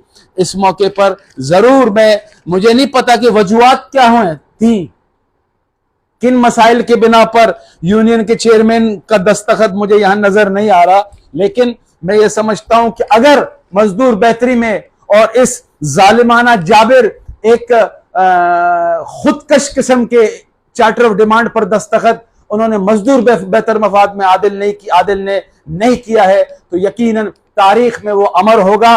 तारीख में उसने अपने आप को गलत होने से बचा लिया है। बाकी ये हैं, तो मैं इस वीडियो के हवाले से उनसे जरूर कहूंगा कि दोस्तों, दस्तखत तो आपने बड़े शौक और अज़म से किया है होगा, तस्वीरें खिंचवा के किया होगा, लेकिन आपकी ये दस्तखत जब तक आप इदारे में हो, अल्लाह आपको हयाती दे, आपका ये दस्तखत रूह के तरह आपका पीछा नहीं छोड़ेंगी। और जब जब आप अपने आप को तन्हा देखोगे, तन्हा पाओगे, आपके दस्तखत आपसे चीखो पुकार के कहेंगे कि तुम मेहनत कशों के कातिल हो, तुम मेहनत कशों के हकूक के दुश्मन हो, तुम मेहनत कशों के हकूक के राजन और डाकाजन हो, क्योंकि तुम यतीम बच्चों के कातिल हो, तुम यतीम बच्चों के ऊपर जुल्म करने वाले होगे, क्योंकि तुमसे यह सवाल होगा। दोस्तों, साथियों, इससे ज्यादा मैं यहां और कुछ नहीं कहूंगा। मैं एक बात जरूर कुछ दोस्तों के लिए पैगाम देना चाहता हूं, उनको पैगाम देना चाहता हूं कि जो आज आउटसाइडर की रट लगाए बैठे हैं, अपने अपने गिरेबानों में जाके देखें 10 साल आउटसाइडर के साथ कौन दाएं बाएं चलता रहा है, तो वो जरा देखें तो सही किसको बेवकूफ बना रहे हैं। इदारे का एक एक बच्चा, एक एक फर्द, एक एक मेहनतकश समझता है कि जो 10 साल खुद आउटसाइडर के साथ लेफ्ट एंड राइट रहने वाले, आज इनको ख्वाब में आउटसाइडर गो नजर आ रहा है, ना मंजूर नजर आ रहा है। तो मेरे भाई, वजीर आजम पाकिस्तान को लिखो, पाकिस्तान के तमाम इदारों से आउटसाइडर को खत्म करने के लिए वजीर आजम सदर पाकिस्तान को निकले, ऑर्डिनेंस जारी हो, ऑर्डिनेंस जाके कौमी असेंबली और सेनेट में बहस मुबाहिसा हो, फिर एक्ट बन के अपनी दिल की ख्वाहिश पूरी कर लेना, जो होगी नहीं। जो होगी नहीं। ये फैसला ना आपने करना है ना मैंने करना है, ये फैसला इदारे की मेहनत कशों ने करना है। और वाकई आप इतने बड़े पॉपुलर हो, आप इतने बड़े अजीम हो, किसी एक सिस्टम के आप करते डरते हो, तो क्यों डरते हो इस आउटसाइडर से? मुकाबला करो ना। फैसला तो आउटसाइडर ने अंगूठे को छुरा के तो नहीं करना है, फैसला तो मेहनत कशों ने अपने वोट के जरिए देना है। आओ ना, चैलेंज है इस आउटसाइडर का आपको, क्योंकि मेरा ईमान है कि फैसला लोगों ने करना है। और मैं, मुझ जैसा आदमी तो फैसला कब ना माने। मैं 2 साल हारा और अपने आखिरी इंटरनल में, बाकी तो मेरे पीएलयू के पुराने साथी थे, रफीक थे, दोस्त थे, जाती दुश्मनियां तो नहीं थी। वो दोस्त समझते थे वो अपनी जगह ठीक हैं, मैं समझता था मैं अपनी जगह ठीक है। घर में 2 भाई भी इख्तलाफ रखते हैं, आइंदा अगर भी उसूलों पे बात हुई तब भी इख्तलाफ हो सकता है, मगर नाराजगी और दुश्मनी नहीं हो सकती है। मैंने आखिरी इंटरनल में अपने उस रिवायती मुखालिफ को भी पीएलयू और पीएलयू के बेहतर मफाद में मैंने पीएलयू के सदर की हैसियत से तस्लीम किया, क्योंकि गलत तो मुझे लगा, लेकिन मेरा ये ईमान था कि लोगों ने फैसला करना है। मैं खुद न लोगों से हटके आया था, न लोगों से हट के जा सकता था। जो लोगों ने फैसला किया, मैंने दोनों फैसले सर तस्लीम किया। बावजूद उसके रेफरेंडम में मैं पीएलयू के अंदर खड़ा रहा, क्योंकि पीएलयू का तवील तरीन सदर मैं रहा हूं। मैं 1.5 माह पहले पीएलयू को अपना कहूं इंटरनल में, और 1.5 माह के बाद कहूं कि मेरा पीएलयू से ताल्लुक नहीं। भाईजान, मैंने ऐसी सियासी तरबियत नहीं पाई है। मैं पीएलयू में था, पीएलयू में हूं और आइंदा ही पीएलयू में रहूंगा। हाँ, सही कहा दिलावर भाई ने, रिजवान भाई ने, कि जो दोस्त कल यहां खड़े थे आज उनको इंटरनल की जल्दी है। ओ भाई, इंटरनल की जल्दी तो मुझे होनी चाहिए, जो लास्ट दिसंबर के महीने में पीएलयू का टाइम खत्म हुआ। लेकिन मैं समझता था कि चार्टर ऑफ डिमांड है सर पर, मेहनत कशों के चार्टर ऑफ डिमांड पर सीबीए बैठी है। ये वक्त नहीं है कि हम इंटरनल मांगें, ये वक्त है कि सीबीए के हम कंधे मजबूत करें, ताकि मेहनत कशों के जुमले मसाइल पे बेहतर से बेहतर वसाइल बाहर आ सके और मेहनत कशों में तकसीम हो सके। इसलिए हमने इंटरनल की बात को छोड़ी। हम ये कहते हैं कि इंटरनल बिल्कुल जिन दोस्तों ने किया जबरदस्त किया, लेकिन अगर थोड़ा सा जाती तौर पे इख्तलाफ रखते रखते लेकिन बहैसियत मेंबर एक मशवरा कर लेते तो इससे अच्छा एक रिजल्ट आता और इंटरनल की तरफ हम गामजन होते। तो मैं जाती तौर पे ये कहना चाहता हूं मल्ला साहब आपसे, क्योंकि सीबीए मैंने लास्ट 4-5 रोज हफ्ते पहले दिलावर भाई से रिक्वेस्ट की, फयाज शाह साहब से रिक्वेस्ट की जो हमारे लेबर ब्यूरो सिंध के जनरल सेक्रेटरी हैं, और हमारे पीएलयू के वो जदोजहद के साथी, मैंने उनसे रिक्वेस्ट की कि जब पीएलयू का टाइम खत्म हो चुका है तो कैसे करके कोई शख्स अपने आप को सदर लिख सकता है, कैसे करके कोई शख्स अपने आप को किसी और ओहदे पे लिख सकता है। टाइम सिवाय जनरल सेक्रेटरी के बाकी सब का खत्म हो चुका है। मैंने ये भी कहा दिलावर भाई से कि अगर ये ओहदों की जो है लिखत खत्म नहीं हुई तो फिर मेरे तरफ से भी लिखत में आएगी, फिर गिला मत कीजिएगा आप लोगों ने। लेकिन मैं शुक्रिया अदा करता हूं दिलावर भाई का, शुक्रिया अदा करता हूं मल्ला साहब का, शुक्रिया अदा करता हूं फयाज शाह साहब का, जो मेरी इस बात पे भरपूर स्टैंड लिया गया और हक और सच की बात की गई। और सलाम है उन लोगों को कि जो हक और सच की बातें करते हैं। तो मैं मल्ला साहब आपसे फिर एक रिक्वेस्ट करूंगा इस आज के इस वीडियो कॉन्फ्रेंस के जरिए कि मेहरबानी करें खुदा के वास्ते कि हमसे भी थी हुई गलती, अब हम आपसे कह रहे हैं, हम भी बड़े एक स्टेक होल्डर हैं पीएलयू के, कि मेहरबानी करें ऐसे लोगों का रास्ता रोकें या पहले उनसे पूछें कि कहां हो, जहां हो रिटर्न में उनसे लिख के लिखवा लें कि हम यहां हैं, वरना ये double standard at a time 2-2 यूनियनों में किसी सूरत नहीं बर्दाश्त होगी इस मर्तबा। अगर पीएलयू में है तो रिटर्न लिख के दें, एफिडेविट के जरिए लिख के दें कि पीएलयू में है, जी बिस्मिल्लाह। और अगर पीएलयू में नहीं है, किसी और यूनियन में है, तो बाबा बिस्मिल्लाह, बाय बाय। तो ये अब रिवायतें खत्म होनी चाहिए। तो आप पीएलयू के अगर आप रेफरेंडम की तरफ जा रहे हैं, बिल्कुल जो फैसला पीएलयू करेगी, हम पीएलयू के साथ बंधे हुए फैसलों के अंदर, और तमाम दोस्त इज्तिमाइयत में फैसला करेंगे, इंटरनल हो जो दोस्त फैसला करेंगे हम उनके तरफ उनके साथ, आप दोस्तों के साथ शाना बशाना थे, शाना बशाना आइंदा रहेंगे। क्यों, ये तो हो सकती रही है कि हम अलग अलग ग्रुप्स में इलेक्शन लड़े हैं, लेकिन हम हैं पीएलयू के, हम थे पीएलयू के और रहेंगे पीएलयू के इंशाल्लाह। तो आप दोस्तों का बहुत शुक्रिया, और फिर मर्तबा उन दोस्तों से रिक्वेस्ट करूंगा कि जो मेरे दोस्त कहीं सदर बनने के ख्वाहिशमंद हैं, जी बिस्मिल्लाह, आप तरक्की करें, हम खुशहाल होंगे। तरक्की करने से किसी ने किसी को नहीं रोका, लेकिन गुजारिश आपसे यह है कि सियासत में ऐसे लफ्ज और अल्फाजों से गुरेज करें कि जो न सियासी इक़्तिदार के हों, जो न सियासी तौर तरीके के हों, जो न मेहनत कश की रीत और रिवायत है। क्योंकि अगर तेज आवाज से, गालम गलोच से कोई चीज हासिल होती तो जंगल में सबसे ज्यादा गुर्राता है शेर, जंगल में सबसे ज्यादा और बहुत सारे जानवर गुर्राते हैं। गुर्राने से कुछ भी नहीं होता, अदब के लैंग्वेज से होता है, भाईचारगी की लैंग्वेज से होता है। हम मेहनत कशों की बेअदबी हमारी रिवाज नहीं है, गलत अल्फाज कहना हमारी रिवाज नहीं है, गालम गलोच हमारी रिवाज नहीं है। सियासी तरीके से इख्तलाफ रखो, सियासी तरीके इख्तलाफ लोगों की तायद से अपने हक में ले जाओ। जी बिस्मिल्लाह। आप दोस्तों का एक मरतबा फिर शुक्रिया।